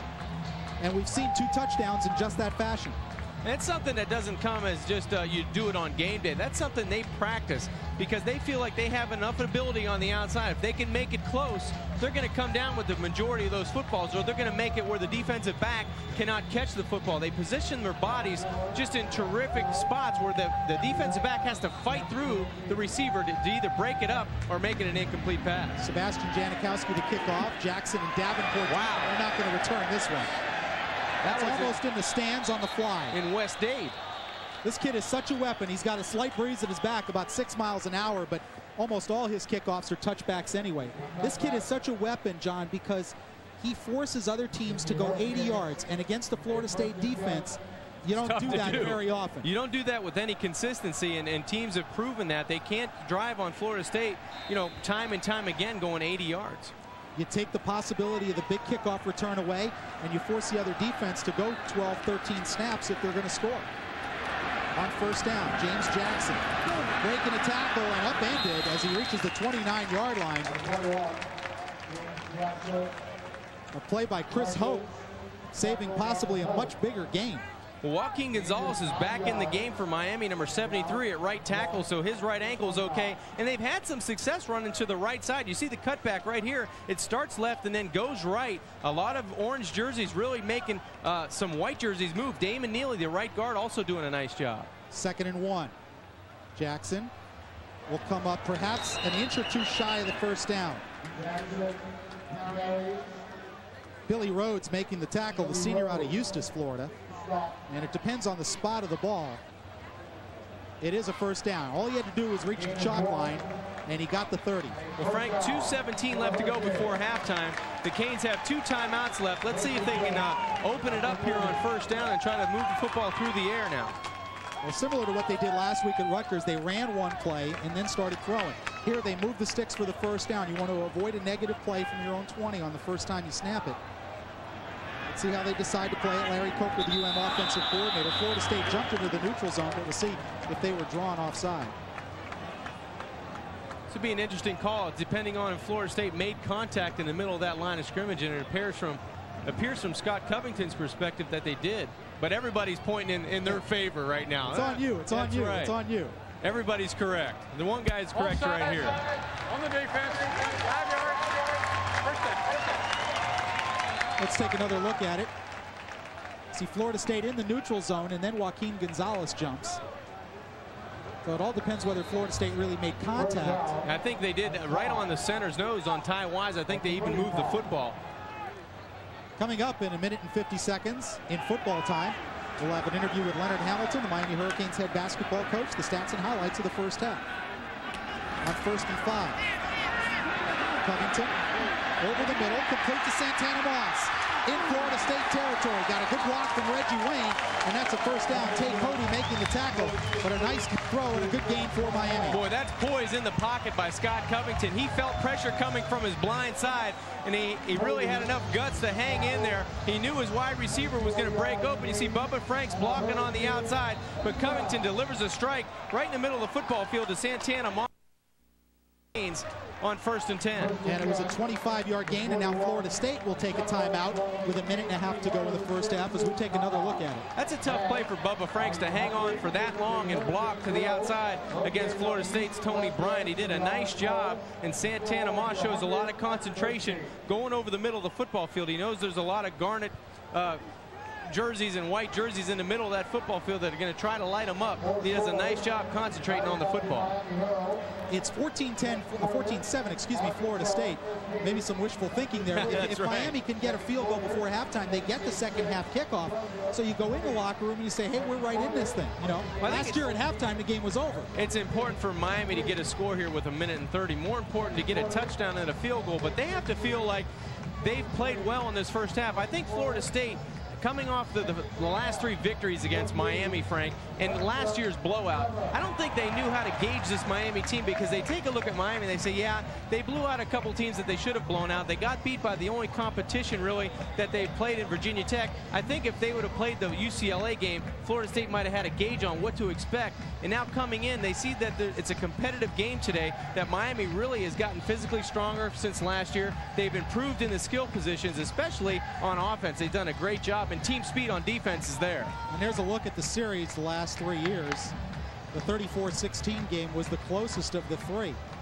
So it hasn't been real pretty for Butch Davis against Florida State. But, of course, all those years Miami was on probation and down scholarships, and that was all part of it.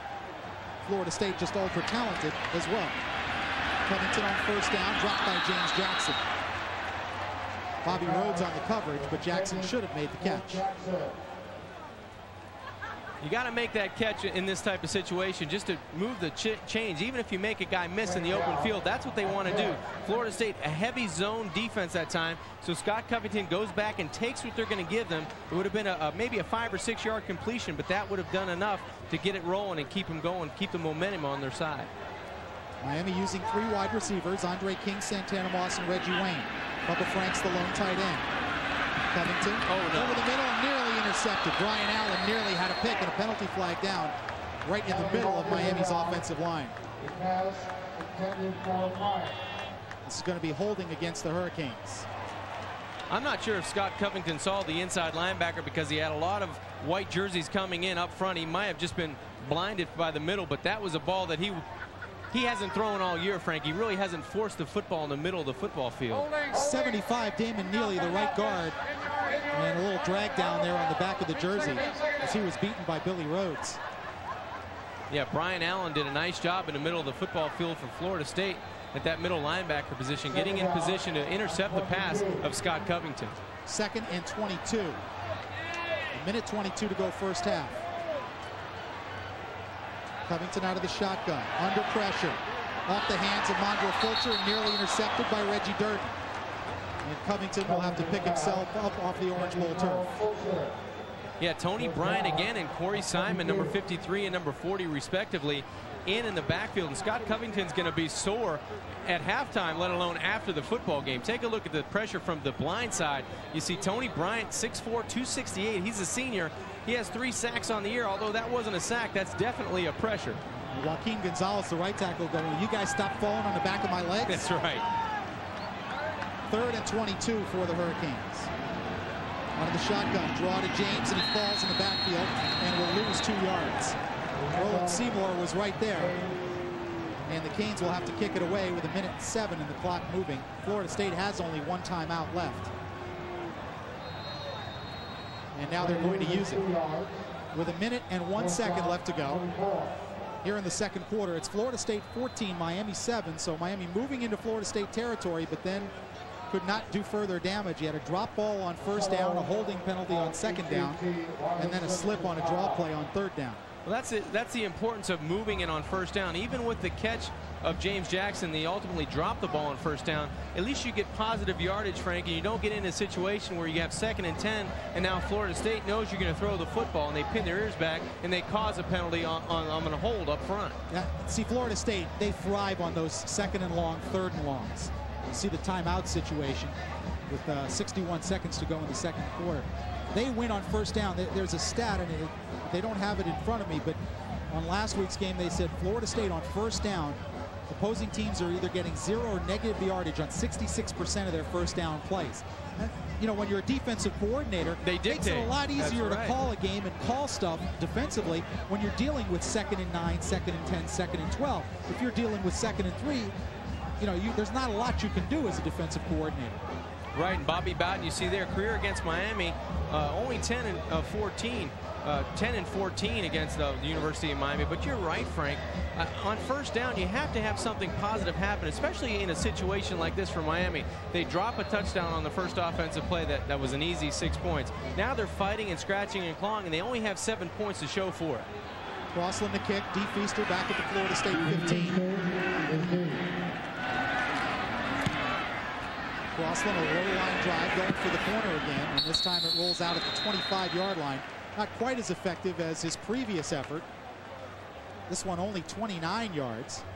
And they are definitely trying to keep it away from D. Feaster. Yeah, that's definitely the plan. Butch Davis will live with that kick. He said maybe just a little bit more, Andy, but, you know, he'll live with that. He does not want to have a big play happen with 55 seconds left to go before halftime. Florida State, their last 7 plays on 1st down, 6 passes have netted 79 yards. The one time they ran, it was a loss of a yard. The 1st down, Florida State, just past their 25-yard line. This is Cheney. Skipping to the outside and upended by Marquise Fitzgerald as he crossed the 30 to the 33-yard line. But that'll run time off the clock. We're down to 44 seconds. And Florida State will go with the no huddle, trying to get into field goal position before halftime. And they don't have to go very long to get in Janikowski's range. Winky again, Cheney trying to squeeze out the first down. Got away and does get a first down.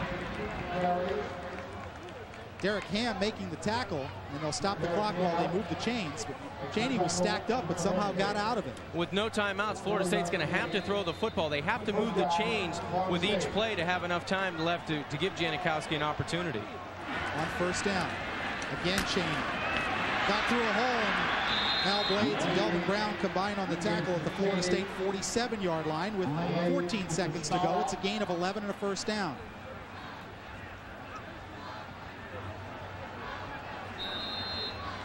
We'll start the clock as soon as the chains are set.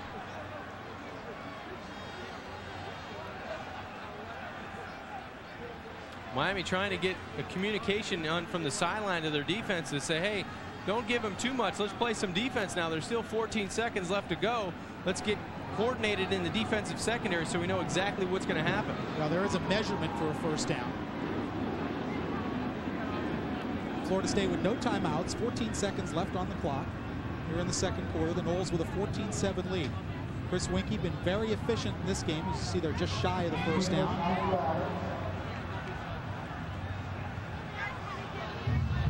That clock will start as soon as the official puts it in place, so Florida State needs to get up on the line of scrimmage. Florida State with 3 wide receivers out to the right side. Warwick, Minnis, and Dugans. Chaney in the backfield with Winkie. Out of the shotgun. Winkie with plenty of time. Sideline throw, and it's knocked down by Leonard Myers. Marvin Minnis did not come back to the football, and Leonard Myers was able to break it up. Yeah, that's a catch if Minnis comes back to the football. Not a bad throw on the outside by Winkie, but a nice break on the football by number 22. You see Leonard Myers on the outside. Watch number 13 in white. He'll make a move to the corner, and watch if he attacks the football, which they've done all day. This is a catch, but nice timing by Myers. He sees the opening and he goes right to the football and bats it away. 3 seconds left, and Florida State just going to throw it up on the Hail Mary, I would anticipate. Now they're going to give it to Chaney. Behind some good blocks. Chaney inside the Miami 40, tackled by Al Blades, and that'll do it for the first half. The Canes giving up a 15-yard gain, but they'll trade that for no points on the scoreboard. We're at halftime at the Orange Bowl. It's Florida State 14, Miami 7. We'll be back with our halftime activities, stats, and highlights after this.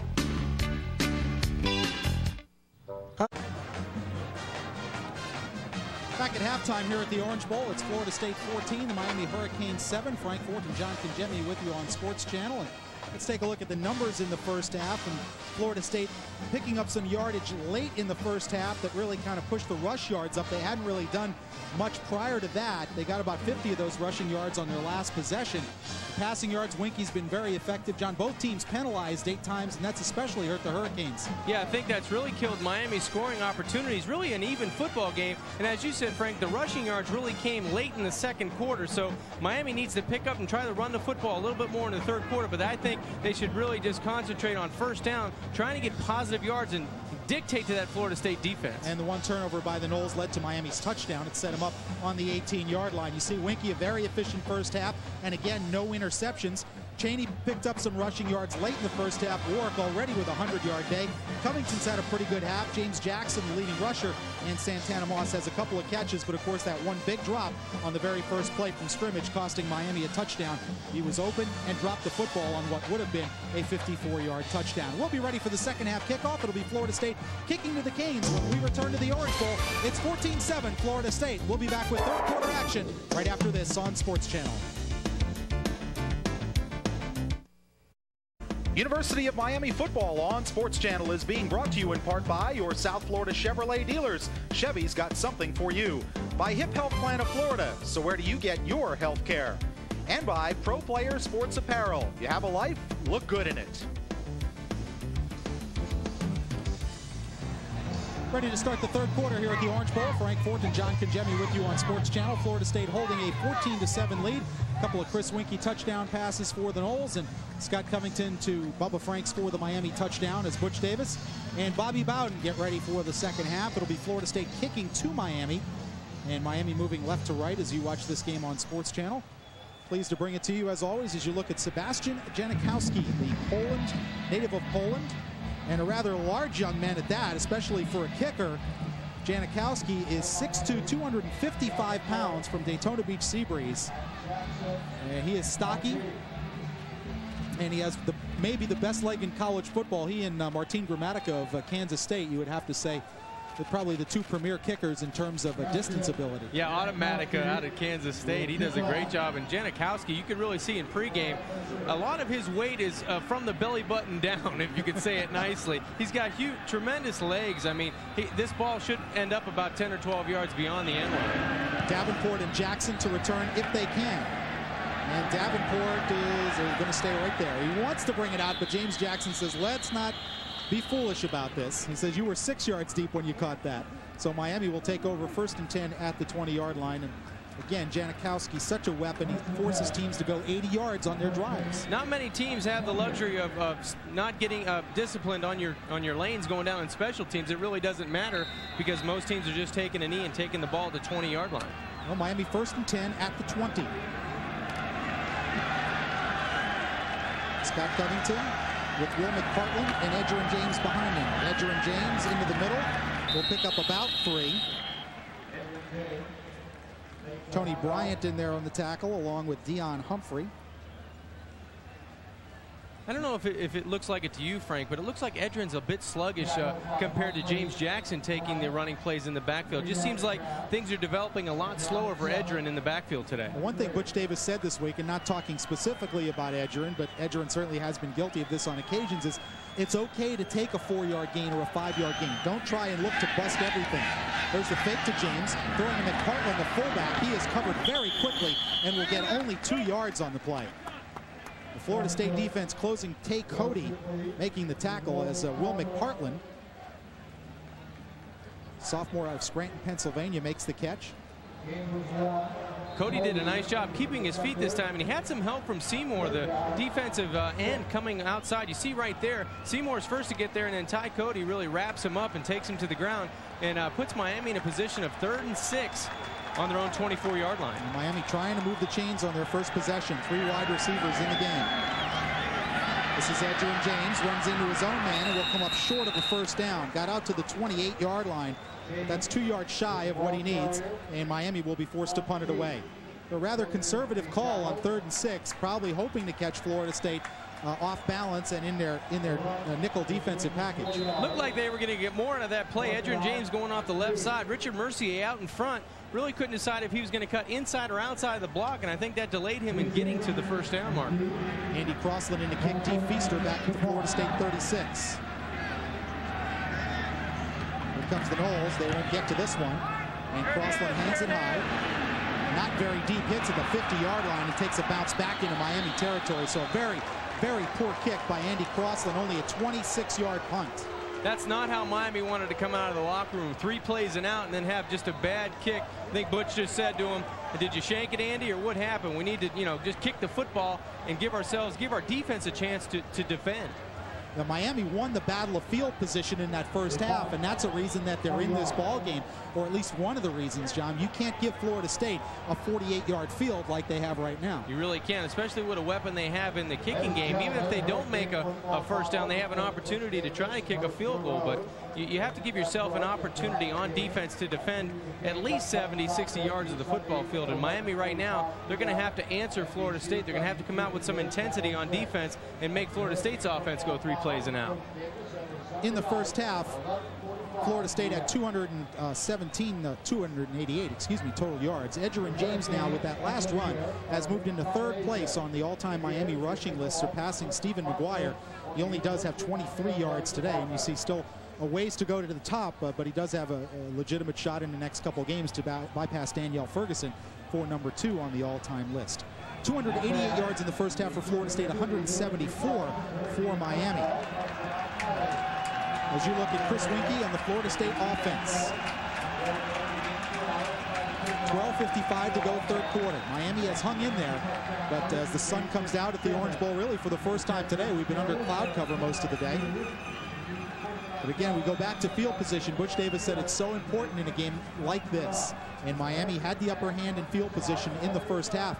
If you look at where Florida State started their drives, they started at their own 11, their own 20, their own 20, their own 24, their own 14, their own 25, their own 25, and that was it in the first half. So they didn't start past their own 25-yard line. Now they start at Miami's 48. A huge advantage for this Florida State offense. It takes a load of pressure off.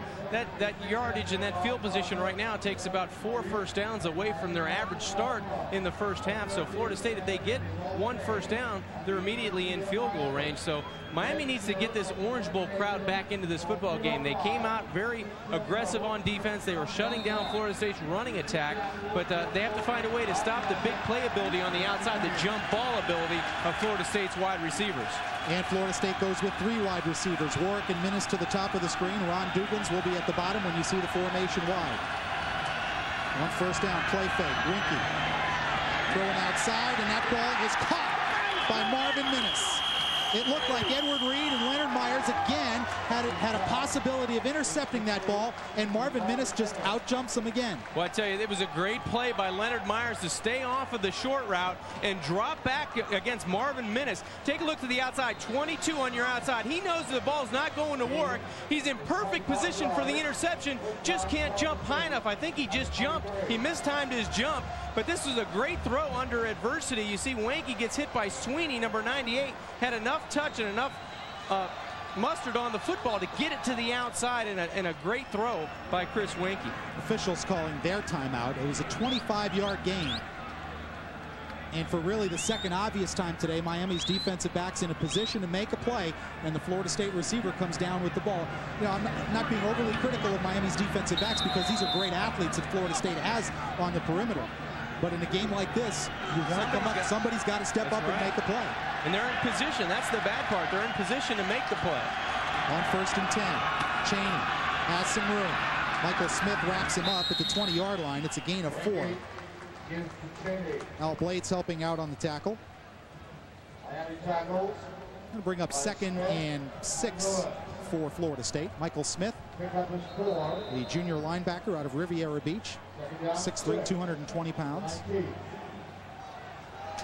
12:23 to go, 3rd quarter. Florida State with a 14-7 lead and threatening at Miami's 19-yard line. Winky on the out pattern, complete to Dugans. Myers making the tackle at the 6-yard line, but Florida State will have a 1st down. That's just a 10-yard stop route, Frank. It looks like a fade, and the cornerback, as soon as the cornerback turns his hips, the wide receiver, in that case, Ron Dugans, just shuts down the engine, and the ball is in the air. Nice timing by Wanky and Dugans on the right side. It'll be a 5-step drop by Chris Wanky. 1, 2, 3. He hits his 5th step, and the ball is gone. It's a bullet to the outside. There's enough cushion on the outside by Ron Dugans to make room for the reception. 1st and goal, Florida State.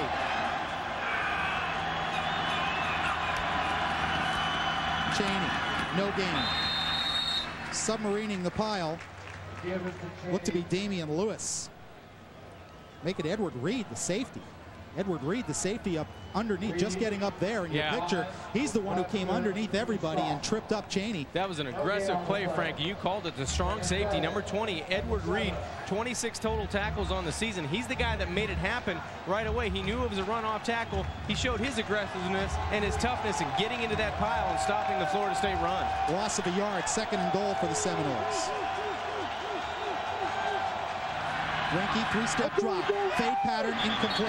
Going for Warwick, Nate Brooks on the coverage. Rather, Mike Rumpf, excuse me. Mike Rumpf, number 8. And here's one guy who at 6'2" should at least be able to get up there with the Florida State receivers, and that's why you see him in on the goal line defense. And that's the first time, really, that they haven't had a chance to throw the football off, but in the end zone, you see inside the 20, the Hurricanes, the UM 18 and the opponents 12 times. Touchdown, 14 touchdown. The opponents have only scored 4 times in the red zone. And Florida State, 2 of their last 11 inside the red zone. That was a problem against Maryland in their last outing. 3rd and goal. Winky on the draw. And Nate Webster dropping Chaney for a loss back at the 11-yard line. Well, Bill Miller rolled the dice a little bit, came with the blitz, and Nate Webster made the play. Well, it all started with the strong play of Reed on 1st down, but now you see just the speed of the linebackers. Nate Webster does a great job of making himself small. He turns sideways in the middle. Florida State can't get a body on him, and just a huge play on 3rd down for the Hurricane defense. So it'll be a field goal try from 28 yards away. Marcus Outzen to hold for Sebastian Janikowski. Johnson puts it down. Janikowski's kick is through. And with 10 minutes and 31 seconds to go in the third quarter, Florida State has lengthened their lead to 10. It is now the Seminoles 17 and Miami 7. 10:31 left to go third quarter. We'll be back at the Orange Bowl with more right after this on Sports Channel. Hey. Left to go third quarter. Florida State leading by 10. Miami looking for improvement after last year's 47-0 blowout at Tallahassee. I mean, it was an unfair game. You know, I mean, anytime you have 29 freshmen going into a hostile environment like that, if there was a learning experience, you know, that should come from it is that guys got a chance to play and compete, and there were some things that did happen during the course of the game that were of a positive nature. Not much, but there were some. And but a lot of water's been under the bridge. We've played, you know, virtually 10 or 11 ball games since that time, and I think that we're a little bit different football team. We're a little older, a little more mature, a little stronger, had a better off-season program. So, you know, this will be the next good test. A test indeed, and with 10:31 left to go in the third quarter, Miami trailing by 10. Of course, at this time a year ago, they were already out of the ball game. The route was on. Janikowski to kick, and again he booms it deep. And Najee Davenport will let it fall out of the end zone on the fly. And Miami again starts 1st and 10 at their 20. It sounds like a broken record, but it's that way virtually every time Florida State plays. That's a pretty good special team to volunteer for if you're playing for Florida State. I'll take kick cover. Yeah, I'll take kickoff. I don't really have to hit anybody, and you don't have to get hit. I act like I run down the field, just kind of veer to the sideline when I get about to the 35 or 30-yard line. Look at Florida State's scoring drive. 7 plays, 48 yards after the short punt by Andy Crossland. 2:24 later, they have the Janikowski field goal, but a good stand by Miami after a 1st and goal at the 6. On 1st down, Covington with some time. Going deep for Reggie Wayne. There was some contact down the field, but no flags. And you hear the Orange Bowl crowd. They did not like that. There was some contact down the field, but the officials kept the flags in the back pocket. Miami missed a golden opportunity there. That time, number 88, Bubba Franks, was coming on the under route, and Scott just missed him. I think he ran into the official, and Scott couldn't tell whether he was going to keep his feet or not. Then elected to go down the field. Look for Miami to come back to that play on 1st down. Wide open was tight end Bubba Franks. 2nd and 10 Hurricanes. James sticks his head down and will get about 2 yards. Bobby Rhodes at the bottom of the pile. Got Billy Rhodes and Bobby Rhodes, both from, as if I can borrow from Bobby Bowden. Yeah. Oh, Billy and Bobby, like to both hear from that Eustis, call. Florida. That's right. He's a good old boy. Give him a gain of a yard for Edger and James. It'll bring up 3rd and 9. And again, the Hurricanes in situations they don't want to be in against this Florida State pass rush. 3 wide receivers in for Miami. Moss in motion to the bottom, making it a triple receiver at that side. Quick drop, throw, incomplete, and they say no penalty. Mario Edwards was draped all over Reggie Wayne. I don't know about that one, Frank. I don't know. We have another angle. I'm not saying anything right now. I want to take a look at this. It looked like Edwards was all over the wide receiver. Let's see if there's contact. It's tough to tell. It looked like his left arm was holding Reggie Wayne's left arm back, but it was tough to tell from the reverse angle behind the wide receiver. Well, let's take a look here. So, oh, yeah. See, I think the left that's arm was in there. Yeah, the left arm got in there and held Wayne's left arm. Feaster back to receive Crossland's kick. Let's put it this way. I've seen a lot less called for pass interference this year in games that we've done, John. Yes. This time Crossland's kick much better, hangs it high. Feaster signals fair catch and makes it at the Florida State 47-yard line. So again, the Noles with good field position. That time only a 32-yard punt by Crossland.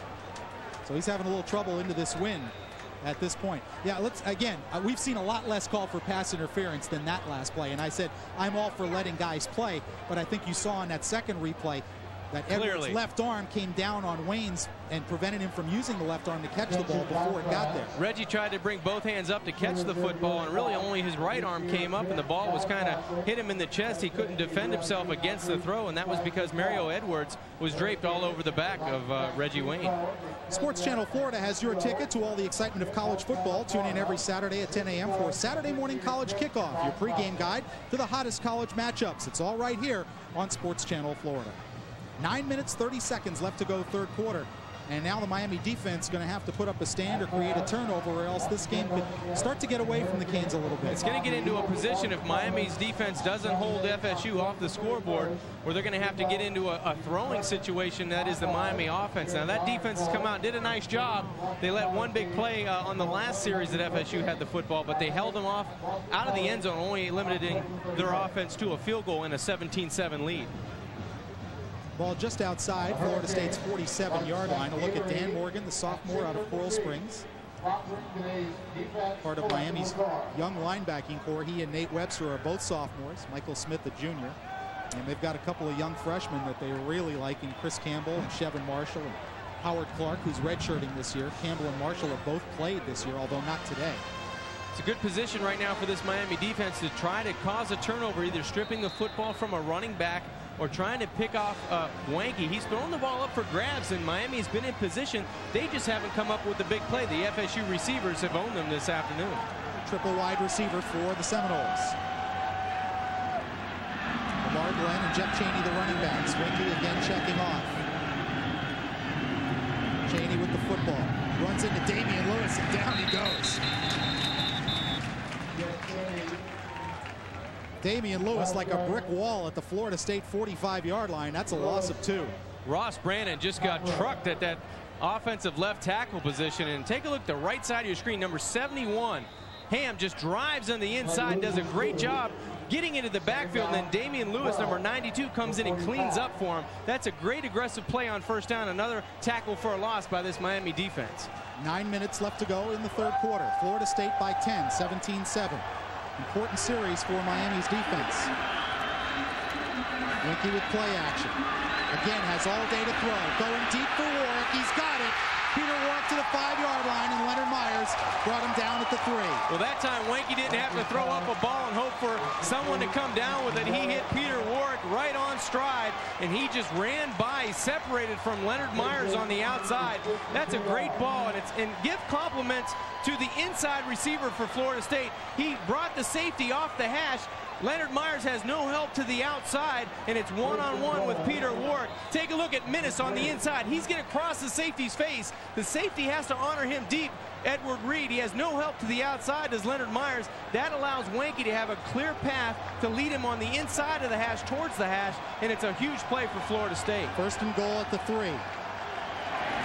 Chaney bumps into 1, still on his feet, and hauled down pretty much for no gain. Mel Blades and Dan Morgan there for the Hurricanes. Winky now has a career high in yardage. That's 306 yards. And John, they just haven't put any pressure on him. And you said they wanted to make Winky sit in the pocket and beat him, but at this point, I mean, not on this series, you're at the 3-yard line, but I think you got to start coming after him. You have to. He's been doing a great job of finding the open receiver, and on the second big play of the game by Peter Warwick, just runs by Leonard Myers.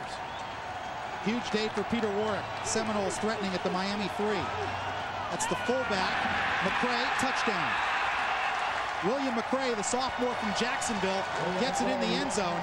And as I mentioned, a big series for the Miami defense, so this game could start getting away, and right now it's 23-7. It's slipping away right now, Frank, and McCray turned his shoulders north and south, and he got in with an aggressive run. Take a look at the left side of your screen. They blocked down on Sweeney, and Reed's the only person that could have a chance to stop the FSU running back McCray and to keep him out of the end zone. He couldn't do it, and it's 23-7 Seminoles. Janikowski out of Marcus Outson's hold. And the conversion is up and good. It was 7:45 left to go in the third quarter.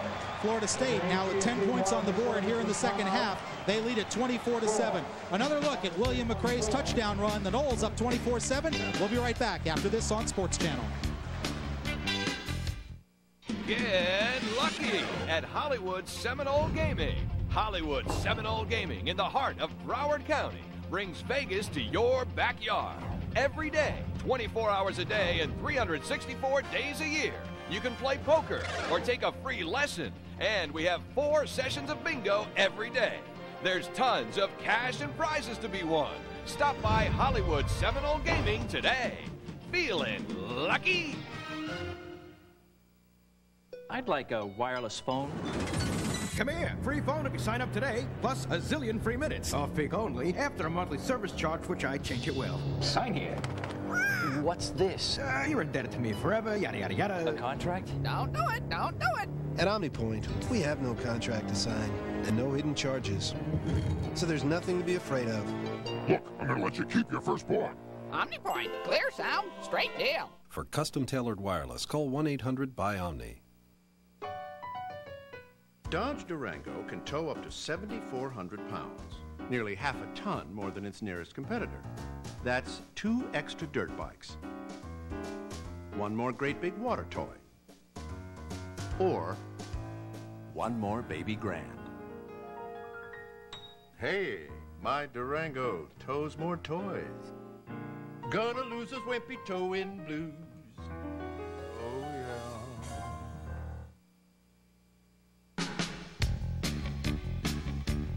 In 1986, Vinny Testaverde scrambles and scrambles and scrambles some more. First to his left. Still looking. This is one of the great scrambles that Vinny ever had. Now he's going to come back to the right. It's going to take a long time to unfold, so bear with us. I think he's going to scramble some more. You know what? It was even long in regular motion, as I remember it. This prolongs the agony for Florida And State. finally picks out Alonzo Highsmith in the end zone, and Miami wins that game 41-23. Janikowski's kickoff 5 yards deep, and Davenport says, "What the heck? Let's try it." Davenport bursts through 20, 30. And Najee Davenport all the way up to the Miami 38-yard line, so he made something positive happen there. That's a good play because those guys haven't covered probably in 2 or 3 weeks. And Najee, even though he caught the ball 6 yards in the end zone, they're in a position now. They need a big play down 24-7, and Miami gets it on their special teams return. Just past the 39-yard line, another look at it as Derek Gibson finally made the tackle. And James Jackson says, come on, we got to make something happen. Good work by the wedge there. There's a huge hole, and like I said, Frank, those guys aren't used to covering. They're not very disciplined in staying in their lanes. They don't have to cover many kicks. And Miami needs to do something offensively to stay in this game. Jackson on the stretch play, and he's going to pick up a positive gain on first down, about 5 yards. Dexter Jackson there for the tackle for Florida State. Helped out by Bradley Jennings, number 44, the linebacker out of Miami Carroll City, and again, another teammate of Delvin Brown and Santana Moss in high school. Well, Miami's had success going to the right, especially with James Jackson. He seems like he's seeing the holes a little bit clearer than Edgerrin James. Maybe the offensive line had just blocked a little bit better when Jackson had the football, but they're doing a good job with him running to the right side. 2nd and 4 for Miami. Jackson cannot get away. Roland Seymour making the tackle for a 2-yard loss. And nobody touches Seymour, number 56, coming off the left side for the Seminoles. A tackle for a loss for that defense, but that'll be his 6th on the season. No one touches Seymour coming from the corner, and that's just a blown assignment up front to the right of your screen. The tackle blocks down. Nobody kicks out on number 56, and that's an easy play. He's licking his chops, waiting for number 21, James Jackson, the ball carrier. So it's 3rd and 7 for Miami with 6:25 to go, 3rd quarter. Miami 1 of 10 on 3rd down, well below their season average. Covington with some time, going deep, again contact down the field, and I can't believe, flag is down, okay. I can't believe they wouldn't call that. Santana Moss, the intended receiver, tied up with Tay Cody. I think Tay Cody's trying to say, well, he stopped and I ran into him, but that was a pass interference, a clear indication. The ball was in the air, and it looked like Santana Moss was going to break off his route to try to help out his quarterback, and the official was right on it. A good call. Well, this is an ACC crew as opposed to a Big East crew. Holding on the defense, 10 yards, previous spot, automatic first down. Let's take another look at Santana Moss isolated against Tay Cody. Frank, I believe Santana Moss takes a look back and then just stops on his route right there, and there's the hold right there. Cody pulled Santana Moss into him, and that's clearly a defensive holding call. Oh, the ball at the Miami, or rather the Florida State 48, as Covington took a shot at the end, and Jerry Johnson. He went to his head. He went to the left hand. Cross there. Fortunately, Scott ducked under it. From the Knowles 48. Pitch to Jackson, fumbles the ball and falls on it. And he'll lose 3 or 4 yards. And he had some room to that left side, too. Looked like the Miami offensive front on the left side did a nice job of walling down the Seminole defense. James just needs to hold on to this football. Let's take a look at the pitch, see if it was hit him right in the breadbasket. I think he just had his eyes down the field trying to outrun the linebacker, Bobby Rhodes, on the outside. 2nd and 13. You see the yardage, and Miami just has not moved the ball in the third quarter.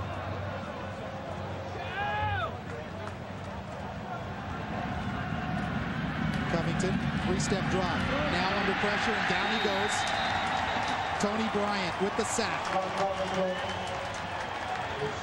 Tony Bryant with 25 tackles on the year coming into the game, a couple of sacks and a pass breakup. The senior from the Keys, Marathon, Florida. Florida State just goes with an all-out pressure. They go man-to-man down the field, and Covington has a 3-step drop called. It just looks like you can't afford to have pressure on the inside when you're only taking a 3-step drop. And that's exactly where the holes were coming from. That offensive line is just getting pushed back into Scott Covington's face. 3rd and long. Covington stepping up, and here comes the blitz, and they got it. Brian Allen on the delayed blitz. And another sack. This is where we thought the story of the football game would hinge, and it seems like it's showing up a little bit later than we thought. But that offensive line for the University of Miami cannot contain the defensive front for the Seminoles. You see a delayed blitz from the middle. Number 55, Brian Allen, comes. He let the tight end cross him. He knew no one was responsible for him, and he came right up and puts pressure in Scott Covington's face for the sack. D. Feaster back to receive for Florida State. Crossland to kick it away. And this is the point in the game, into that breeze. Crossland hanging it up. They're going to let it ride, and it'll fall dead inside the 25-yard line, down by Bubba Franks at that point. This is the part of the ball game where you hope Miami, if you're a Miami fan, you hope they don't get discouraged and just sort of mail it in the rest of the way. You're right, and I don't see the team quitting on the fans right now, and Miami's might have learned that from last year's game and the blowout at FSU. Miami has a much different team this year. They're one more year experienced and one more year of coaching under Butch Davis. I don't see the team quitting on anybody right now. Florida State taking over, 1st and 10 at their 23. Again, you know, Florida State with these wide receivers, they can bust things open in a hurry, and they have today. Big play strikes. Pitch to Chaney. He bobbles the ball. And Al Blades has him. Help arriving from Nate Webster, and it'll be a gain of perhaps a half a yard. Michael Burrow almost had him for a loss with 3:54 to go third quarter. And the clock moving, and the Seminoles holding a 24-7 lead. Both tailbacks having trouble holding onto the football on the toss. You see there, number 7, Al Blades. The sophomore comes up from the free safety position, does a nice job on the tackle for that Hurricane defense, but they have to create a turnover. And you see Scott Covington talking to the coaches upstairs saying, hey, somebody has to block for me. I can try to get the ball to the outside, but I don't have any time. 2nd and 10. Fake pitch. Winky on the rollout. With time, throws, incomplete. At the 40-yard line, going for Marvin Minnis and his old buddy Nate Webster right there on the coverage. Nice coverage by the Canes. Really nowhere to throw the football that time for Chris Wanke. He tried to fit the ball into a tight spot, but as you said, Nate Webster applying the pressure, doing a nice job for this Hurricane defense. You saw Covington on the phone before saying, hey, somebody's got to block. Either that or he's saying, hey, coach, you got any plays you haven't told me about yet? That's right. We have anything we've been holding back for the fourth quarter?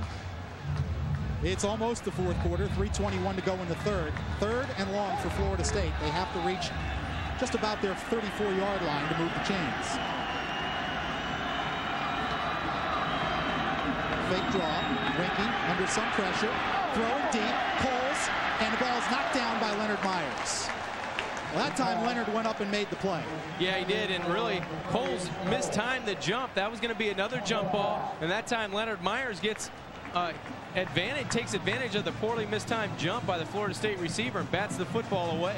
It's been one of those strange days for Leonard Myers. That's his 3rd pass breakup, but he has been burned for 1 touchdown and 1 long gain. Yeah, you see Coles, he clearly jumped a little bit too early and mistimed it, and the ball went over his head, and then Leonard Myers just swats it out of the air. Keith Cottrell on the kick as there is a timeout taken on the field. Leonard Myers, the sophomore out of Dillard High School, Miami's best man-on-man cover guy, but he's going up against one of the best today, Peter Warwick, and Warwick caught a 50-yard bomb on him to set up the last touchdown at the 3-yard line. And Marvin Minnis, although he had good coverage on Minnis on one of those little, comebacks where they intentionally throw it short, got Myers for a touchdown, but Leonard has 3 breakups on the day. So he's been a busy guy this afternoon, and he knew he would be. He said before the season, I'm waiting for Peter Warwick this year. Well, He's gotten plenty of Peter Warrick. He got to see a bunch of them today, and in his defense, he's been in position. He's been in the right spot to make a play. I just think that Peter Warrick and some of the Florida State receivers, they've been making these plays for a couple years now. And they're known. They practice this, and they're used to this. Miami doesn't see a group of talented receivers like they're going to see this week in this game today against Florida State. You just don't see it at West Virginia. You don't see it at Syracuse. The multitude of guys that you can come out with. You know, you can't take a break if you don't see Peter Warrick out in front of you. You see his numbers: 7 receptions for 190 yards and 1 touchdown. He's just done a terrific job on the outside, dominating the secondary of Miami. Cottrell to kick it away. Here they come, and Jeff Popovich nearly got there. Good kick by Cottrell. Myers going to let it bounce, and it's still in play. And dead at the Miami 8-yard line. Well, that's tough to come all the way from the middle of the field and try and catch that ball, but you got to try and usher that ball out of bounds at that point. Even if you fumble it out of bounds or shove it out of bounds at that point, you save yourself 25 yards in field position. Just a terrific bounce of your Florida State. It stays in bounds, but you almost can catch it and go out of bounds with the football. I think Leonard wasn't in position to catch the football. It was tailing away from him, so he decided, I think the ball's going to bounce out of bounds, but if you're Florida State, it bounces directly down the sideline inside the 10-yard line to the 7. And Miami with a new quarterback, Kenny Kelly, going to get some action. But he's in a tough position, Miami at their own 8-yard line. Tough spot for the youngster. Kelly going deep and overthrows Santana Moss at the 35-yard line. He was covered by Troy Saunders. Let's look at Kenny's numbers on the season. They're good. 90%. I guess so. 9 out of 10. He's done a great job. 184 yards and 2 touchdowns. And I think probably why they made the change here, Miami's offensive line not doing a great job protecting. They figured Kenny might have a little bit more athletic ability to create a play and escape some of those tacklers, especially with Florida State bringing the heat. They may be a little tired on the defensive front. 2nd and 10 for Miami.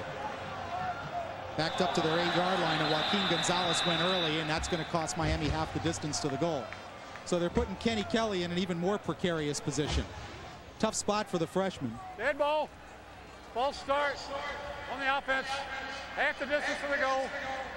2nd down. Butch Davis and Scott Covington. Scott getting a rest, and it's Zach Hart signaling in the plays. And Covington, in all fairness, is had a decent day, but he's been under a ton of pressure. Well, you could add about another 60 or 70 yards to that yardage number if he completes his first pass of the day, and that might have been the kickstart that Miami needed against Florida State. 2nd and 13 for the Hurricanes after the half the distance penalty. James Jackson, he'll get a couple of yards and a little more breathing room. Tommy Poley there along with Chris Hope, and on the bottom of the pile, number 43, Billy Rhodes. That'll bring up 3rd and about 11 for Miami. You're looking at Kenny Kelly, a redshirt freshman out of Tampa Catholic, and Joaquin Gonzalez again limping off the field. He's got that right ankle heavily taped, and Robert Sampson will come in and replace him. Been a tough day for Miami's offensive line. They're clearly not as good as they're going to be in the future. Yeah, this line's going to be good, but they're just going to need some time. They got some young bodies up front. See if the Noles come after Kenny Kelly. 4-man rush. Now delayed blitz. Kelly to the outside. Intercepted. Intercepted by Poley. Still on his feet and out at the Miami 13-yard line. And a flag down.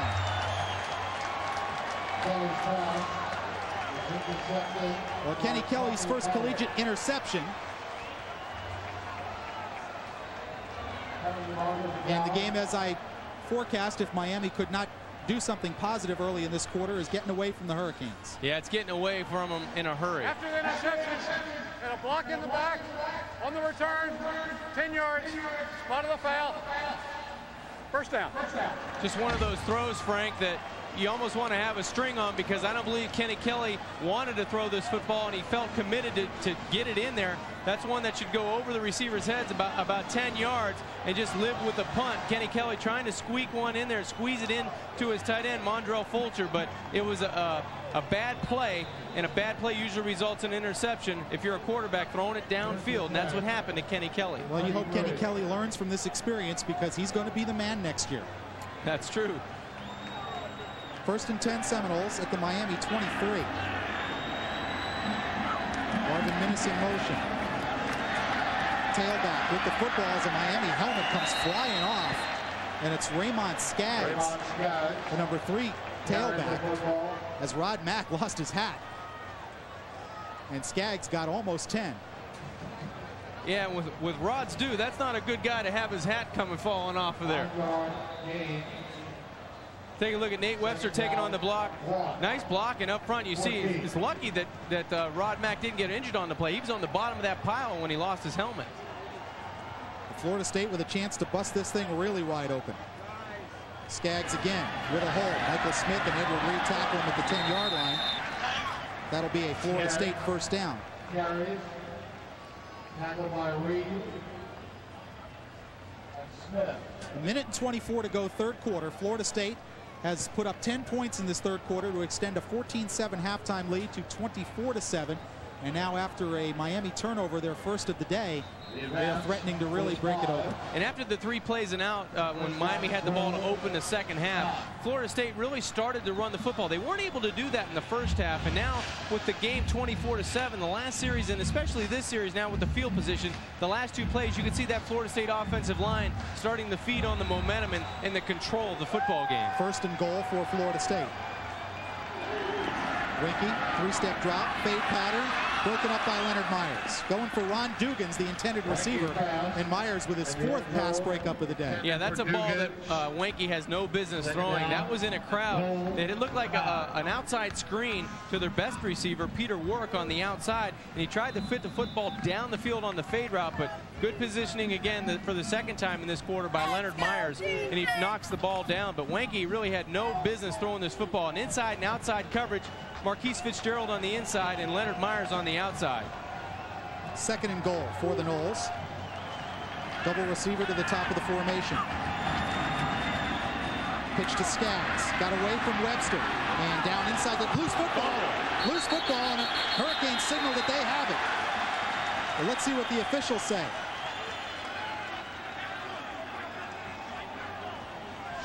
Still no signal. And you know there's fighting on the bottom of that pile. Looks like the Canes got it. It's Rod Mack, number 51, a junior out of Monsignor Pace High School in Miami. So Miami's defense holding strong there and forcing the turnover. You see Webster coming off the legs of the running back, and it looked like Edward Reed's right leg, as he was going to make the tackle, gets the ball loose, jars the ball loose from Raymond Skaggs, the running back. You can take a look right here. His right leg kicks the ball out, and somewhere on the bottom of that pile, number 51, Rod Mack, comes up with the football for the Canes defense. Well, Kenny Kelly remains at quarterback, and last time he started from the 8, this time the 6. So he's been backed up into that west end zone. James Jackson, good block by Nick Williams. Jackson gets to the 10-yard line. And that's one of those things that, hey, it's 4 yards, but that's okay on first down. It's a positive yards on first down, especially when you're backed up in your own end. You want to get 2 first downs. That's the goal for the offensive team. And you see on the outside the speed of James Jackson. He lowers his head, and a nice tackle by number 15 on the outside by Florida State. Mario Edwards. Edwards comes up and delivers a nice hit for the Florida State secondary. 27 seconds and the clock moving here in the third quarter. 24-7 Florida State. Kelly facing a 2nd and 5. Santana Moss in motion. James Jackson again. Jackson still on his feet. He's going to get about 3. Bradley Jennings, linebacker out of Miami Carroll City High School, makes the play, and that'll do it for the third quarter. Miami will have a 3rd and 3 when the fourth quarter starts at the end of 3 at the Orange Bowl. It's the Seminoles 24, the Hurricanes 7. We'll be right back. An unfortunate sight for Florida State supporters everywhere. Lamont Green suffering the dislocated elbow in the very first series of the game.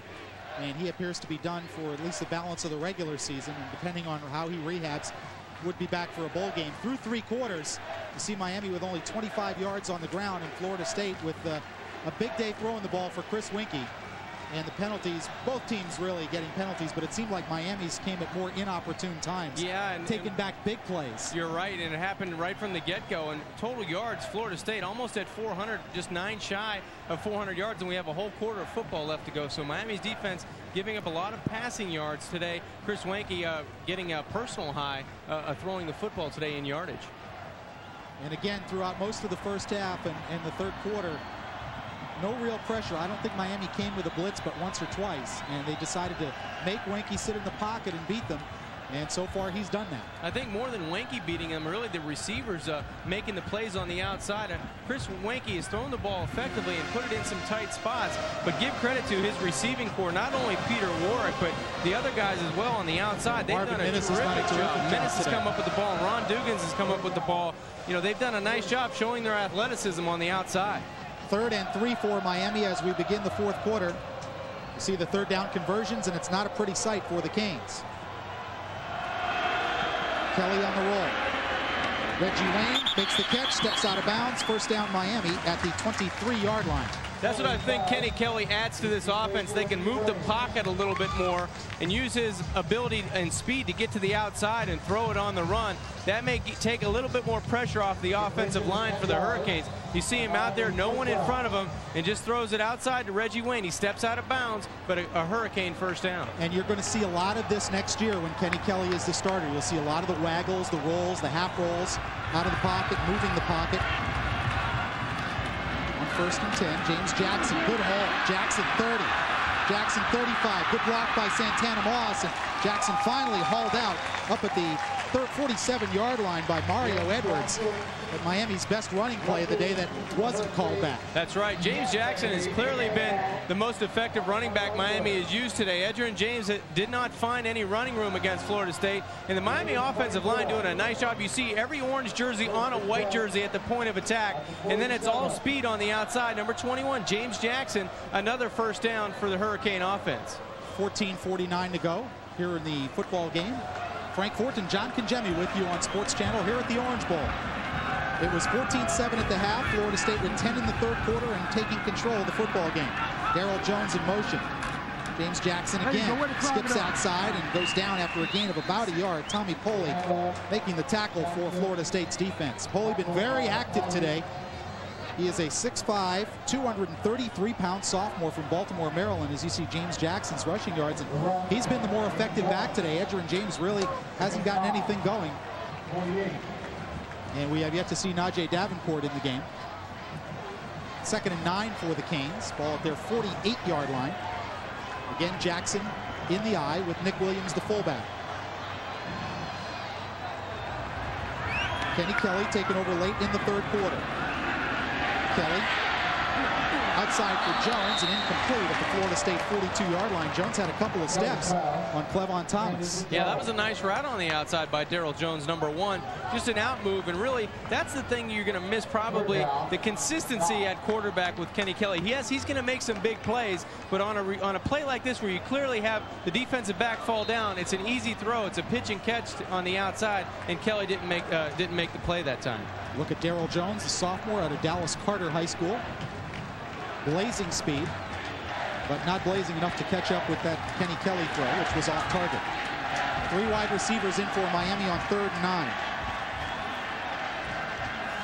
Knowles with 2 linebackers up on the line of scrimmage. Rackley comes from the outside, over the middle, caught by Andre King, a remarkable catch at the Florida State 39-yard line. I'm not even sure he was the intended receiver. I don't think he was. Miami had 2 receivers in the same area. It looked like Andre had some Velcro on his hip because the ball just attached itself to his side. Take a look. Kenny Kelly really just throwing this ball up, and what a great catch. A one-handed catch by number 84, Andre King. The ball looked like it was going to fall harmlessly down to the grass in the Orange Bowl. The ball finds its way to Andre King through 3 people, really, but that was a busted route by someone. You shouldn't have 2 receivers that close to each other running the same pattern.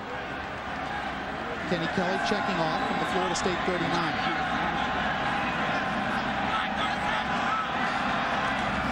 Give to Jackson. Flag down. Jackson got away. 35, 33-yard line. Tackled by Tay Cody, but we'll check out the penalty marker.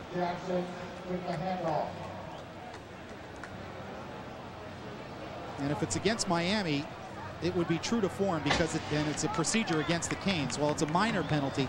It seems like every time Miami's made an incursion into Florida State territory, you know, they get a penalty right away. They've been pushed back by themselves and their own mistakes offensively, especially via the penalty. Illegal procedure on the offense. 6 men on the line. 5 yards. Previous spot. Replay first down. And that's one of those focus and concentration penalties. You line up in the wrong formation. Well, the offensive tackle is standing up, but that's not necessarily where the illegal formation is, although I still count 5 other guys on the line, so it's got to be Robert Sampson. Yeah. First and 15 for Miami after the penalty. Jackson behind Mercier. Jackson to the 40-yard line. And Bobby Rhodes, number 49, who's really played well for Florida State. He's not a starter. In fact, not even listed really on the first 2 deep. We've called his name a lot. Yeah, we've called it a lot. He's done a great job. And Tommy Poley, too. He's a starter at linebacker. He's done a great job for Florida State. But Bobby Rhodes, another tackle. He only had 8 tackles coming into the game today, but we've mentioned him 3 or 4 times. Gain of 4 as you take a look at the penalties in this game, 10 on each team. But again, it just seems that Miami's have come at the most inopportune times after, you know, a couple of them after really big plays. And all the penalties have been on the offensive unit. On 2nd and 11, Kelly on the roll. Still moving. Kenny with some room, and now he's going to tuck it under and run, and tripped up by Troy Saunders at the 33-yard line. Saunders, the 5'10 senior out of Miami Springs High School. That was a nice open field tackle, Frank, by Troy Sanders, and that's the thing you're going to add a dimension you're going to get with Kenny Kelly. He's going to make the defensive secondary for Florida State really cover a lot longer, and he's going to tire out that defensive front. But a nice open field tackle. Kenny Kelly had a lot of room to run, and he looked like he was going to have enough room to get a first down, but a nice open field tackle by Saunders. 3rd and 4 for Miami at the Florida State 33. Again, the Noles with a couple linebackers up on the line. And they blitz from the outside. Kelly reads it, but the pass deflected. Looked like Larry Smith got a hand on it. And Kelly got flattened.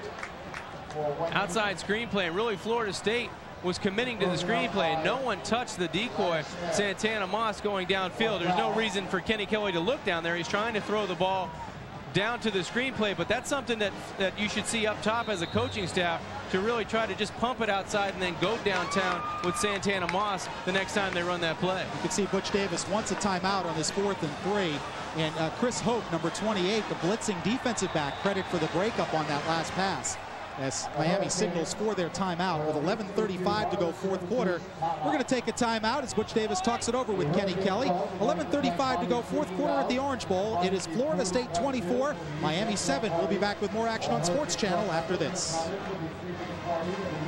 I'll just tell them I bought 4 cars in a truck here. And you know how hard it is to make you happy. Look, I tell everybody to come to Grand Prize. I know you take good care of your customers.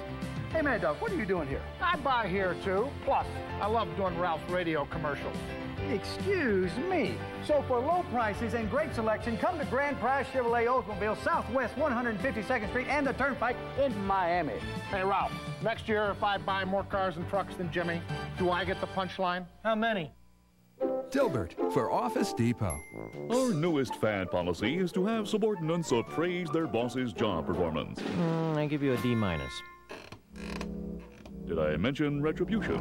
Careful, sir. You're hanging by a thread. For A-plus technology at guaranteed low prices, come to Office Depot. Over 600 convenient locations for computers and everything that goes with them. Hardware, software, printers, and more. Business is crazy, but Office Depot makes sense.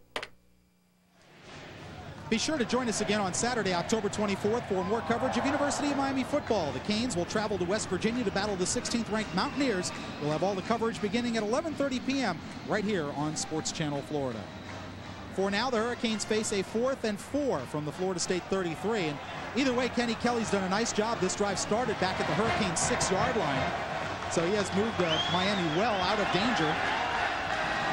Bubba Franks in motion. Kelly rolling out with time. Over the middle and underthrows Andre King. And Kenny a little bit disgusted with himself back at the 45-yard line. Wasn't sure if that ball was tipped or he just short-armed the ball. I'm not sure if he saw a defensive back coming into play to make a play on the football at the last minute and might have pulled the string and not really followed through down the football field. But that's going to come with experience. You know, he's not used to being in a game time situation like this, so that'll come with experience. 11:30 left to go, 24-7. Florida State in the lead. We'll be right back from the Orange Bowl after this.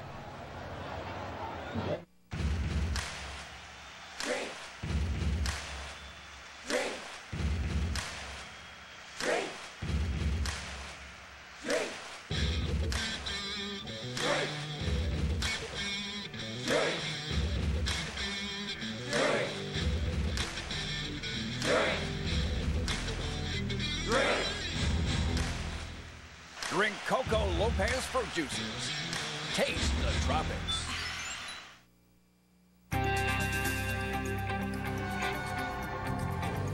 Do you believe the old way of buying gas is dead? We do. Speed Pass from Mobil. It's the fastest way to get gas. Just wave it past the pump. And like magic, you're gone.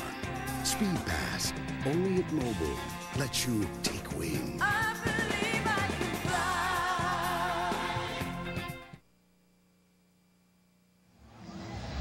Get all the information on Hurricane Athletics at the official athletic department website. Visit us at www.miami.edu/athletics for the inside scoop. And don't forget to vote for the play of the week. That's www.miami.edu/athletics. Frank Fort and John Congemi with you on Sports Channel. Chris Winkie talking to our head referee today, Courtney Mawsey. And Winkie's had a career day yardage-wise, and his team has a 24-7 lead. Winkie with a couple of touchdown passes, one to Peter Warwick, 62 yards, and 23 yards to Marvin Snoop Minnis, who has come back to haunt his hometown team. Snoop went to Miami Northwestern High School, a high school teammate of Santana Moss, Nate Webster, and Delvin Brown of the Hurricanes. On first down, this is Jeff Cheney. And Damian Lewis does a good job running that play down from behind and holding it to maybe a half a yard. Boy, nice play. You said it, Frank. Number 92, Lewis, does a good job from behind. He's played well today for the Miami defensive front. He's been in on a lot of plays. This time he sniffs out the toss play. And watch him run down the line of scrimmage right there and give up his body. He gets airborne and stops the Florida State running back to a minimal gain. And a nice play by Michael Lawson pushing his guard back into the backfield, forcing Cheney to cut it back into Lewis's path. On 2nd and 9, 10:55 to go fourth quarter. Three wide receivers in the formation for Florida State. Toss, Cheney again. And Michael Lawson drops in with help coming from Nate Webster, the middle linebacker. Last play, Lawson driving his offensive guard in the backfield. This time he sheds the block and makes the tackle himself. Two positive plays for the Miami defense. Right over the nose of the football, you'll see Michael Lawson, number 97, pursue down the football field to the sideline and wrap up number 24, Jeff Cheney. Gain of another half yard. Yeah, I was going to say another half yard there, so it's 3rd and 9. And Florida State right now just thinking, don't turn it over. From the shotgun. Winkie under some pressure, going deep, and Cole streaking by Myers, who breaks it up. Good recovery by Leonard Myers. Good recovery by Myers, 22, but that's the second ball that Cole's number 7 has really anticipated the jump a little early. If he jumps a little later for that football, he's well above Myers to catch the ball. Take a look at number 7, Coles, down the right side. Now Winkie's going to throw the football up for grabs. Clearly beaten on the play is Myers, but the ball lets him come back in, and he jumps too early for the ball, and that allows Myers to come up and strip the football away from the Florida State wide receiver. And Miami nearly got in there to block that one. Myers signaling fair catch and making it at Miami's 34-yard line. Good rush there by Marquise Fitzgerald. He came close to Keith Cottrell. 33 yards on the kick as you look at Lavernius Coles, and we'll give Leonard Myers credit for his 5th pass breakup of the day.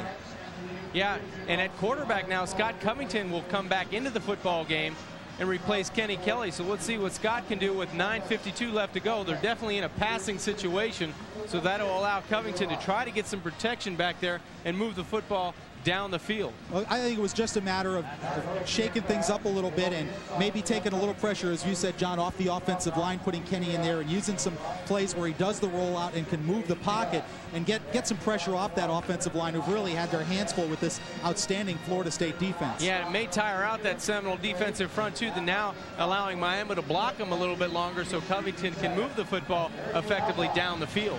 And let's give Florida State's defense a lot of credit, because Lamont Green, their outstanding outside linebacker, had to leave in the first series with the dislocated elbow. They've gone, basically virtually the whole way without him. And some guys have stepped in there and done a nice job for Florida State. And Demetro Stevens, their regular starting middle linebacker, playing with the cast on his right hand. So Brian Allen has stepped in there. Billy and Bobby Rhodes have played well today.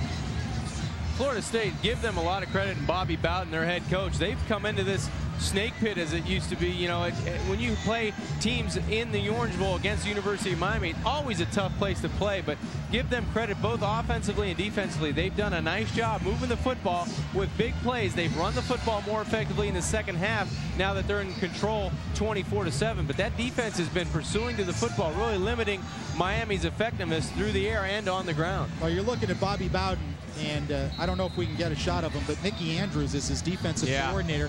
Mickey's been there forever, one of the great defensive minds in college football, and he's been in charge of this Noles defense ever since they started having success. First down for the Canes from their 34. Counter play to Jackson. Jackson to the 40. And Jackson up to the 44-yard line before David Warren made the tackle. Frank, I think now is where you're seeing the improvement from last year to this year. This Miami team last year may have quit by now, and now this offensive line has gotten some toughness to them, and they're pushing people out of the way. Granted, it's 24-7, but they're making people miss, and you're running it hard up into that defensive secondary. James Jackson doing a nice job in that offensive line coming off the football. I'm not so sure David Warren didn't steal that ball before Jackson's knee hit the ground. But the referees give it to Miami. From the 45, Jackson again. Jackson with a hole into Florida State territory at the 46, 45-yard line, and may have enough for a first down.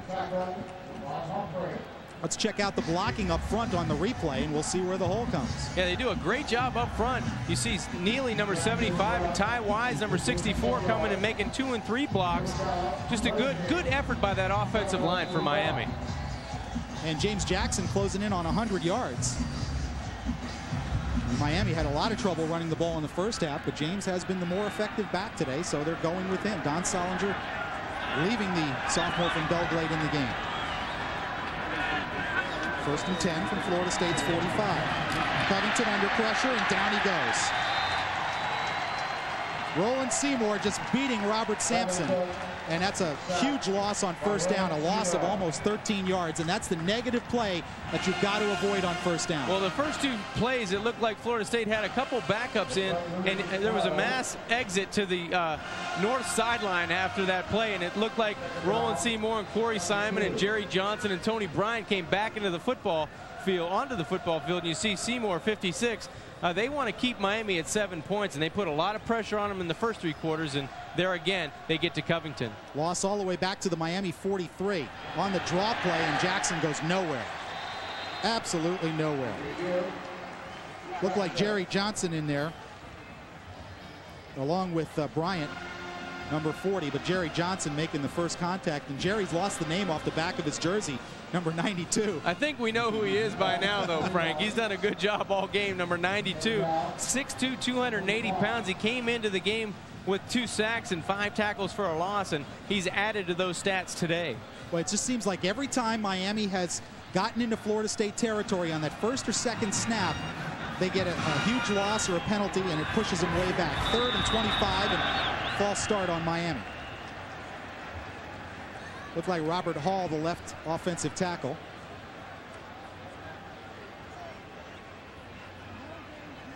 Dead ball. Ball start on the offense. 5 yards. Still 3rd down. 6 sacks by Florida State today for minus 44 yards. And I believe Miami is that their 11th penalty on the day, and they've all been on the offense. So, Miami can only hurt themselves offensively. They've done a nice job, but they can't combat 11 penalties on offense. Not against the likes of Florida State or Virginia Tech. Maybe not even on air. or against a team like West Virginia, whom they play next. Covington, Najee Davenport over the middle. Davenport trying to make something happen, gets up to the 44-yard line. It's a gain of 8, but well short of the first down on 3rd and 30. Mario Edwards making the tackle for Florida State, and the Canes will have to kick it away with 7:12 left to go in the 4th quarter. And believe it or not, that drive had reached the Florida State 45-yard line. Right.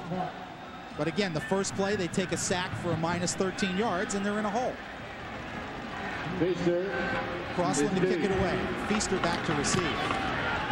Good kick this time by Crossland, and that's going to sail to the end zone for a touchback. Florida State will take over 1st and 10 at their 20-yard line. 6 minutes, 48 seconds left to go in the 4th quarter.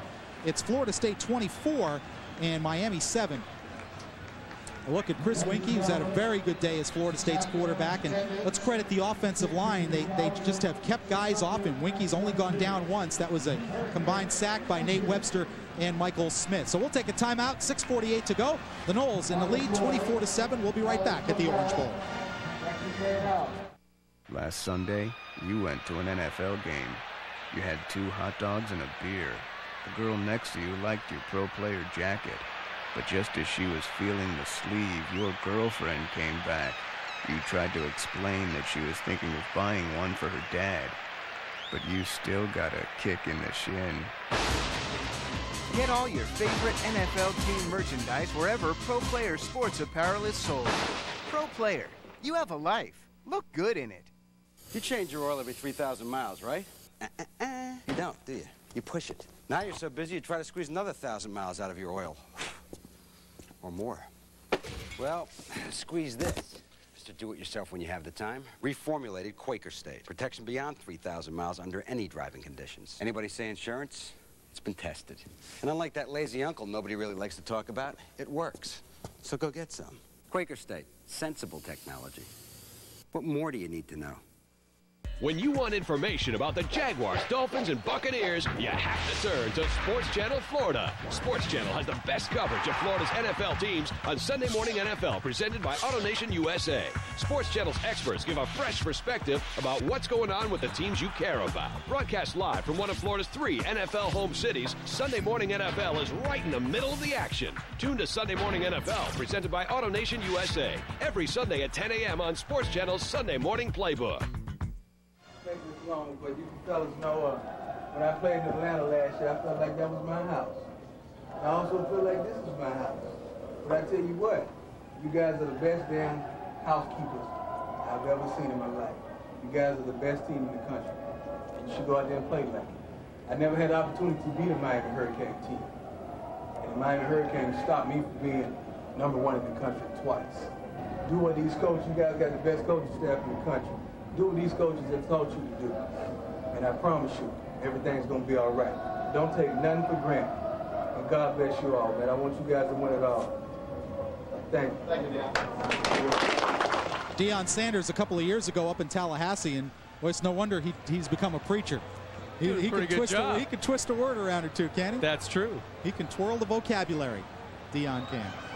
And Bobby Bowden, who coached Deion Sanders. Deion, of course, an icon in Tallahassee. He's got his locker glassed over with his jersey permanently hanging in there. And after Samori Rolle graduated last year, they retired Deion's number. He had given Samori permission to wear it for the balance of his career. And now it is retired. No other Seminole will ever wear that number 2. 1st and 10, Florida State. Chaney, the lone running back, and Chaney has the football. Looking for the corner. Almost got away. Dan Morgan dropped him out of bounds at the 26-yard line. Good patience by Jeff Chaney, waiting for the blocks to develop. Jeff Chaney doing a nice job just stringing the play out. I know his Seminole coaching staff wanted him maybe to stay inbounds and fall down and work on that clock a little bit more. But as you said, Frank, nice patience waiting on the outside, and it ended up giving close to 7 yards. 2nd and a long 3 for Florida State. Clock stopped with 6:41 to go. Bobby Bowden looking to move to 14 and 13 in the Orange Bowl with his Florida State teams. Bobby has experienced a lot of pain over the years at the hands of the Hurricanes, as Deion said, taking away a possibility of 2 national championships. Miami on the run blitz, and they're going to get Chaney right at the line of scrimmage. Nate Webster forced him to change direction and slow down, and then Al Blades was there to make the play behind the line of scrimmage. Michael Smith still down for the Hurricanes. Now getting to his feet. And the referee going to check on him, saying, "Are you all right? You all right?" And he's going to make him leave the game because he had to stop the clock for him. Yeah, Miami only has one timeout remaining with 6:27 left to go in this football game. So desperately, Miami's defense needs to come out with a stop here and then create a big play either via special teams with a punt to shorten the field or a long pass to get back into this football game. And Florida State's calling timeout. They had the wrong personnel package on the field. And you saw number 86, Jermaine Stringer, the flanker, running onto the field and calling timeout. Let's take a look at the remaining games for the Hurricanes after today. Miami will drop to 2-3 with this loss. They've got a very tough game coming up after a bye week as they go to West Virginia. Then an important Big East game here at the Orange Bowl against Boston College to close out October. A visit to Temple, the Thursday night game against Pittsburgh, and then the final game of the season against Syracuse, possibly the final game, the UCLA game. No makeup date as yet, although I do understand that two schools are getting closer to making up that game. And if UCLA goes through the season undefeated, I think it's almost a mandatory that they make up that game if they're sitting there at 10-0 in the national championship picture. As for the Seminoles, they'll improve to 5-1 today. They'll play Clemson, go to Georgia Tech, North Carolina, at number 9 Virginia. That could be the key game in the ACC this year, at Wake Forest, and the game against Florida, of course, on November 21st, the traditional rivalry with the Gators, but of course that is not an ACC game. The big game in conference will be that Virginia game for the Seminoles. Yeah, Virginia and an improving Georgia Tech team for the Seminoles. That might be a tough atmosphere to play in at Georgia Tech. It's 3rd and 4 for Florida State as we come back with 6:16 to go in the fourth quarter, and the Noles holding a 24-7 lead. Hurricanes with a lot of guys in the box. Winky will throw. Pass complete. And Marquise Fitzgerald has Jermaine Stringer up at the 34-35 yard line, but that is enough for a Florida State first down as he picked up 8. Make it Atruz Bell on the catch. 26, not 86. Florida State runs a different variation of the hitch play on the outside, and they've had success on it 3 or 4 times today. It's not a 3-step drop, it's a 5-step drop, and the receiver really pushes and closes the cushion to about 10 to 12 yards, and it makes the defensive back look like it's going to be a fade route. Then he stops, and the ball's in the air, and that time it creates separation. It's an effective play for Florida State. From just past the 35-yard line. First down for the Noles. McCray and Chaney, the running backs. Chaney keeps his feet moving, gets across the 40 to the 41. Nate Webster on the tackle along with Edward Reed, and a penalty flag on the far side of the field at the Seminole 35-yard line.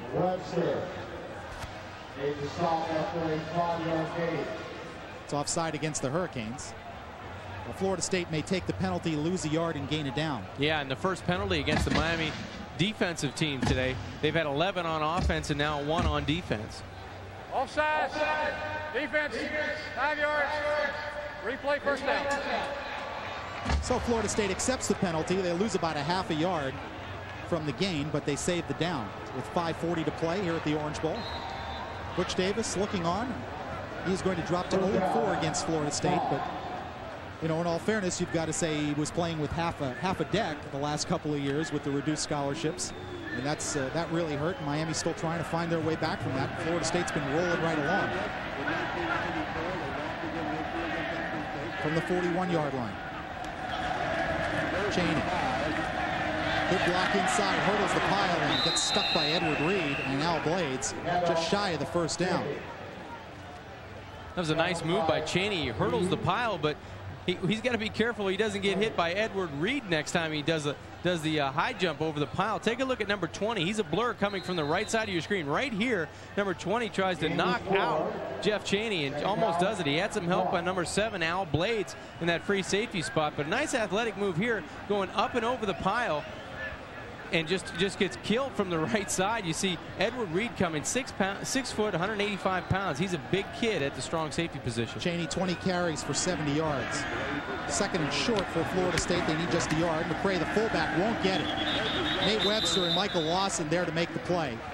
And on that previous play, if you saw in the replay, Ross Brannon just had his wrapped up Derek Ham, and the officials missed what was a blatant holding call at the point of attack. A lot of times officials say, well, you know, if it occurs away from the play, right, they're not going to call it. Well, that was right at the point of the attack, and that's something you got to call. Usually I'm all over the Big East officials, and I think these ACC officials today have done a pretty good job. Yeah, we can give it to them a little bit too, Frank. Make it fair on everybody. Nate Webster, you see on your screen, number 52, has to be disappointed. You know, Miami's defense played well early in this football game. They just didn't score enough points to stay with this Florida State offense. On 3rd and 1, Winky with play action. Winky throwing, wide open, Lavernius Coles, and Winky just missed him. Just plain missed him. Yeah, that's one you'd like to have back because they could close out the football game with that one, with Miami only having 1 timeout remaining. But that's a good sign for the defense. They do stop the Seminoles, and they'll get the football back with 3:43 left. 24-7, Florida State in the lead. I think the Miami defense, I don't know what the yardage stats are going to say, but they've done a fairly creditable job today. They were hurt by a couple of big plays, a couple of plays where, you know, there's the punt by Cottrell, and Miami again comes close to blocking it. Myers at the 22, and he's tripped up from behind. His knee touched the ground. Number 86, Jermaine Stringer, making the play for Florida State. Good special teams play, and Florida State has always had good special teams. Yeah, I think you're right, Frank. The indication on the defense, you'll see a lot of yards through the air, over 300 yards of passing by Florida State, but really you have to give credit to that the receiving core of Florida State making it happen, and Chris Wanke made the plays. He put the ball in the right spots to the right people, and that's where Miami was burned today. Some great efforts by the wide receivers, and let's give Florida State's offensive line some credit too. They've kept Wanke clean except for one play, which was a sack by a couple of the Miami linebackers on kind of a scramble. But other than that, Winky hasn't been under much pressure at all. 3 wide receivers in for Miami as Covington brings them up to the line. Covington to Reggie Wayne, complete and out at the 33-yard line. Pickup of about 7 on first down for the Hurricanes. 3:28 to go. It's 24-7 Florida State. Attendance today, by the way, a little over 63,000, so a good crowd here at the Orange Bowl. Miami defense has allowed only 1 run today over 10 yards, but 5 passes over 20 yards. So as I said, they've done a fairly creditable job, and on some of those passes they had very good coverage, and Florida State's wide receivers simply made the play. 2nd and 3. Kenny Kelly now back in at quarterback. Kelly fires incomplete, and Reggie Wayne had that one go through his hands as Mario Edwards had the coverage. Miami's version of Steve Spurrier that time with the 2 alternating quarterbacks on consecutive plays, but Reggie Wayne has to come down with that football. Hurricane fans everywhere just had their hearts go up in their throat when you said that. I know it. 3rd and 3 for the Hurricanes. Kelly stays in. 3 wide receivers in the formation. And press coverage all around from FSU. Kelly throwing, incomplete. Reggie Wayne couldn't handle it and flagged down. Mario Edwards this time will get flagged for interference.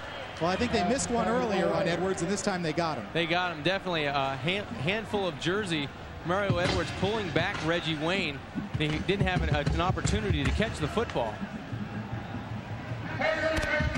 On the defense, 15 yards, previous spot. First down. You know what? That looked a lot less blatant than the other one, but he had him by the back of the jersey. His left hand had a fistful of orange jersey, and Reggie Wayne knew it.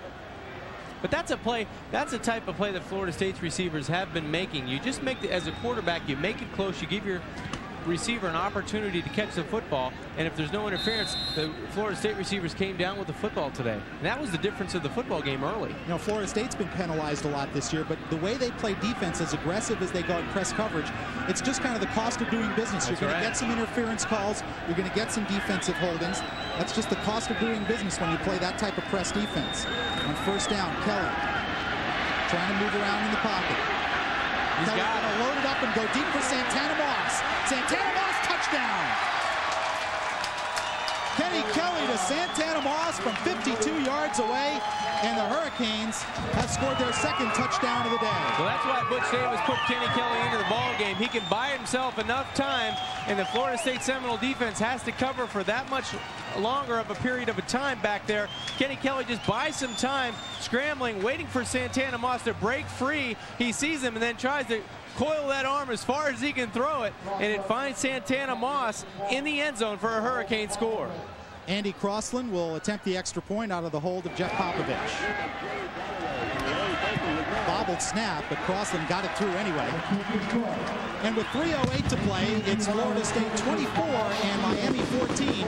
And this is what a guy with Kenny Kelly's athleticism will do. He'll move around in the pocket and he'll create something, giving Santana Moss time to get open. Well, his athletic ability gives him that opportunity to buy some time for the offensive line. Clearly, you can see if he stays in the pocket, it's a sack. But he's able to escape to his right, find a receiver, and then throw a strike down the football field for a touchdown. And that's what you're going to see in the future for Miami. You're going to see a quarterback that has a little bit more elusiveness than you're used to, but he's going to try to make plays on the outside.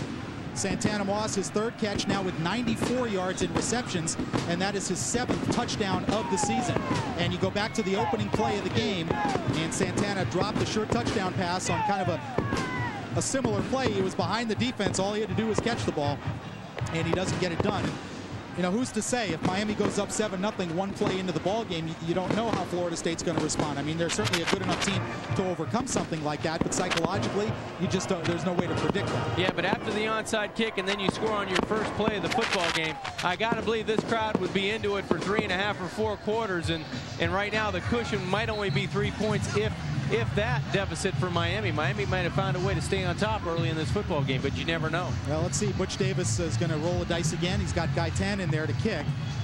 And Florida State, anticipating the onside kick, has their good hands team in the ball game. And indeed, Gaitan lining up on the far hash mark, which would indicate that he is going to try an onside kick. He was successful on the opening kickoff when he just basically kicked it to himself. It's one where the kicker just touches it, it goes 10 yards, and everybody is kind of backing off on the receiving team, and Gaitan fell on it.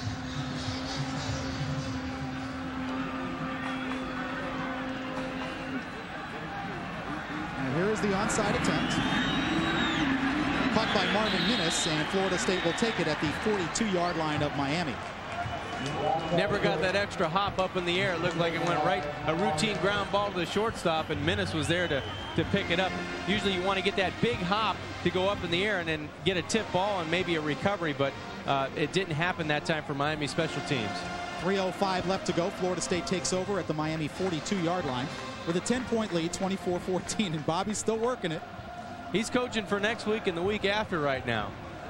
Chris Winkie remains in the game at quarterback. Jeff Chaney is tailback, and William McCray the fullback.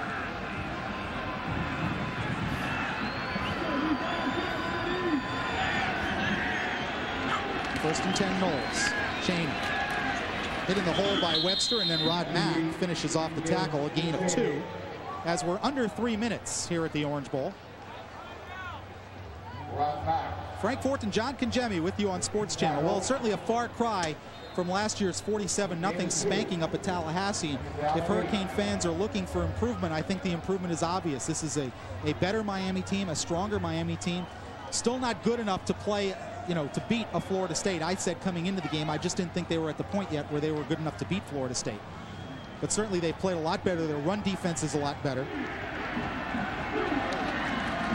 Chaney hit in the hole, and then Edward Reed put a pop on Chaney. Webster came up and hit him in the hole, and then Edward Reed just got right up in his grill. You don't want to hang around a pile with number 20 coming after you. If you get hit once and you haven't gone down, you better take a look and find Edward Reed, because he's going to bring a lot of speed and a lot of aggressiveness to the tackle, and he's done it time and time again today against Florida State. Loss of a yard, it'll bring up 3rd and 9. And Edward Reed was walking around this week with a football. Coach Chuck Pagano, the secondary coach, was unhappy with Edward last week because he had a chance at probably 3 interceptions. One that hit him in the chest. And so we made him walk around with a football this week and said, don't drop it, son. 3rd and 9. Winkie with the play fake. Has to step up in the pocket. Now under pressure and is dropped by Derek Ham, forcing the incompletion. Derek Ham just kept coming after Chris Winkie and forced the incompletion as he hit him as Winkie was throwing. Winkie kind of nonchalant in the pocket that time, really didn't see the urgency of Ham coming from the outside. Took his time and didn't feel the pressure. He tries to slide to his outside, but Ham does a nice job getting around Brannon, the left tackle, and he's very lucky that wasn't a forced fumble. He did get his arm in motion going forward. So it'll bring up 4th and 9 for the Seminoles, and right now the punt team's still on the sideline, but now they're coming on. There's no sense in giving away field position here with a 10-point lead and 1:33 to go. Keith Cottrell will stand in punt formation, and Leonard Myers back at the Miami 10-yard line. Cottrell handled the low snap, drives it toward the end zone, and it takes a good hop for Florida State and is down at the 2-yard line. Nice kick by Cottrell. Chris Hope down the ball, and with 1:24 to go, Miami will take over at their own 3-yard line. Beautifully done by Keith Cottrell, a 39-yard kick and no return. Kenny Kelly's going to get some field position he's used to right about now. I think he started twice inside of his 10-yard line, if I'm not mistaken, Correct. Frank. Once at the 8, once at the 6.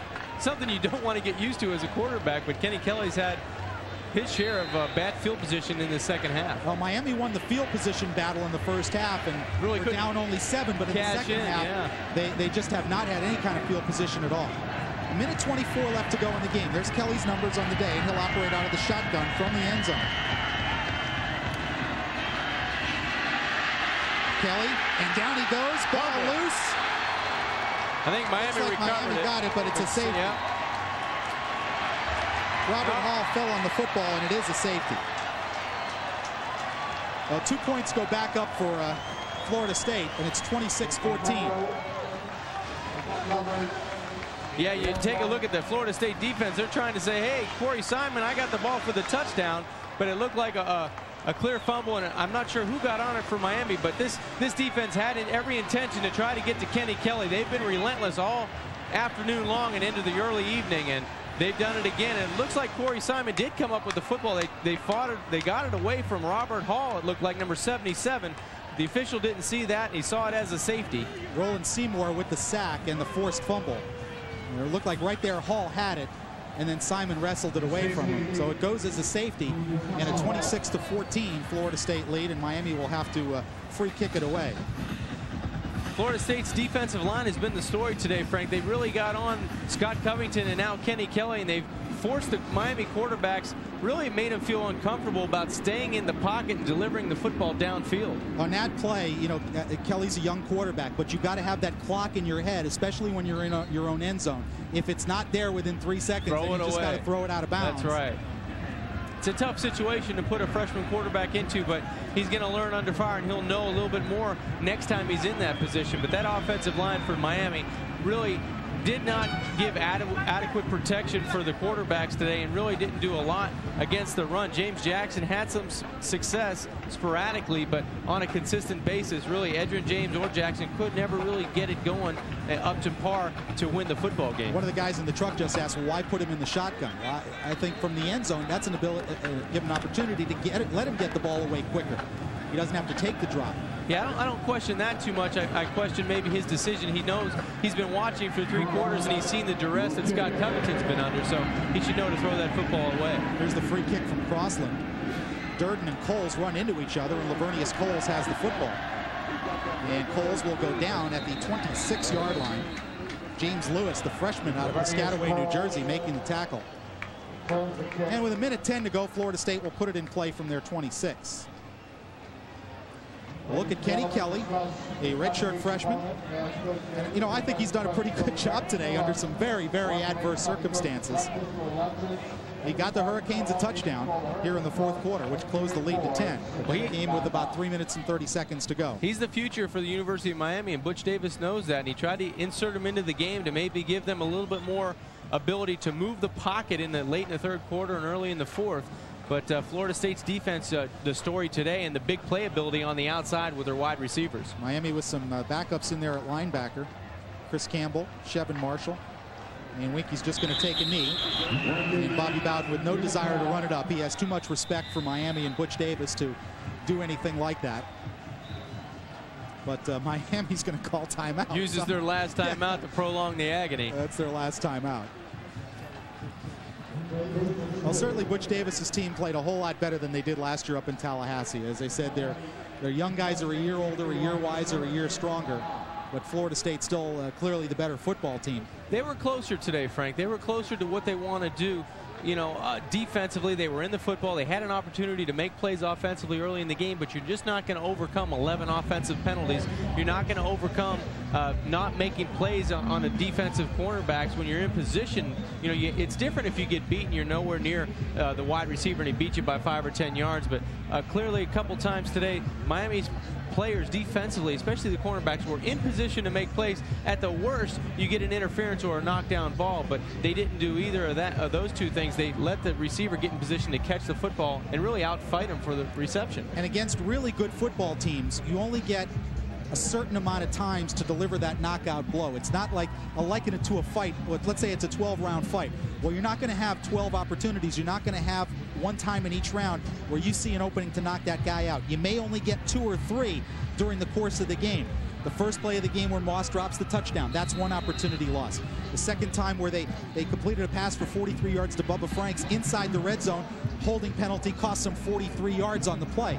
Those are the kind of opportunities that against Florida State you have to take advantage of. You can't mess up those plays because you're not going to get any more opportunities. Again, Winky will take a knee, and Miami has no way to stop the clock, which is now under a minute to go. You see it on your screen. And Florida State will walk out of the Orange Bowl with their 4th consecutive victory over the Hurricanes and 5th out of their last 6.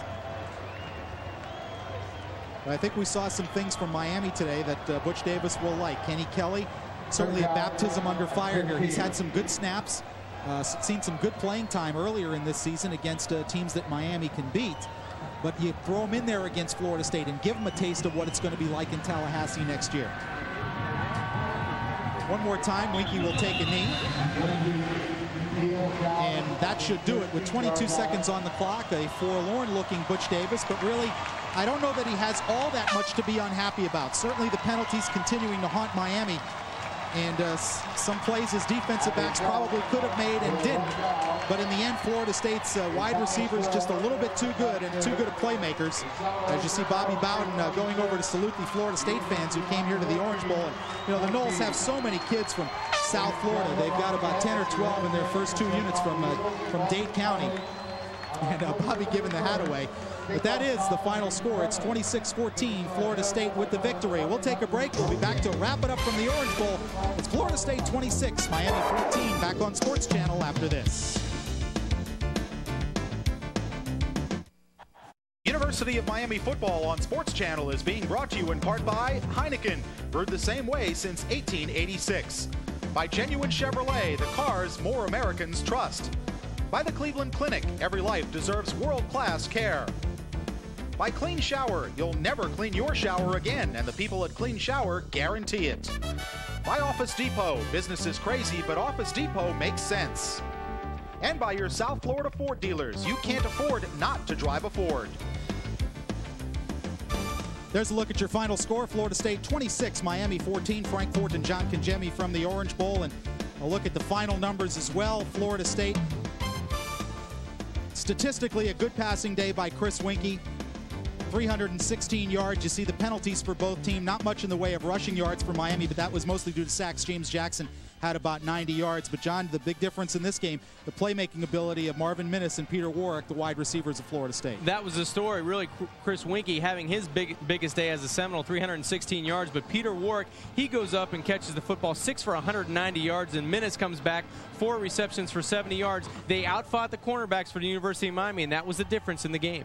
Well, thanks for joining us here at the Orange Bowl. Catch more University of Miami football on Sports Channel Saturday, October 24th at 11:30 p.m. when the Hurricanes travel to Morgantown to battle the West Virginia Mountaineers. Football fans, don't miss Sports Channel's Sunday morning playbook. It kicks off at 8:30 with Dolphins Magazine, followed by the Tom Coughlin Show at 9, the Jimmy Johnson Show at 9:30. Then at 10 o'clock, it's an hour and a half of in-depth NFL pregame coverage on Sunday Morning NFL. That's all right here on Sports Channel. For my broadcast partner and future member of the Senior PGA Tour, John Congemi, I'm Frank Fort, saying goodbye. And once again, the final score, Florida State 26, Miami 14. So long, everyone.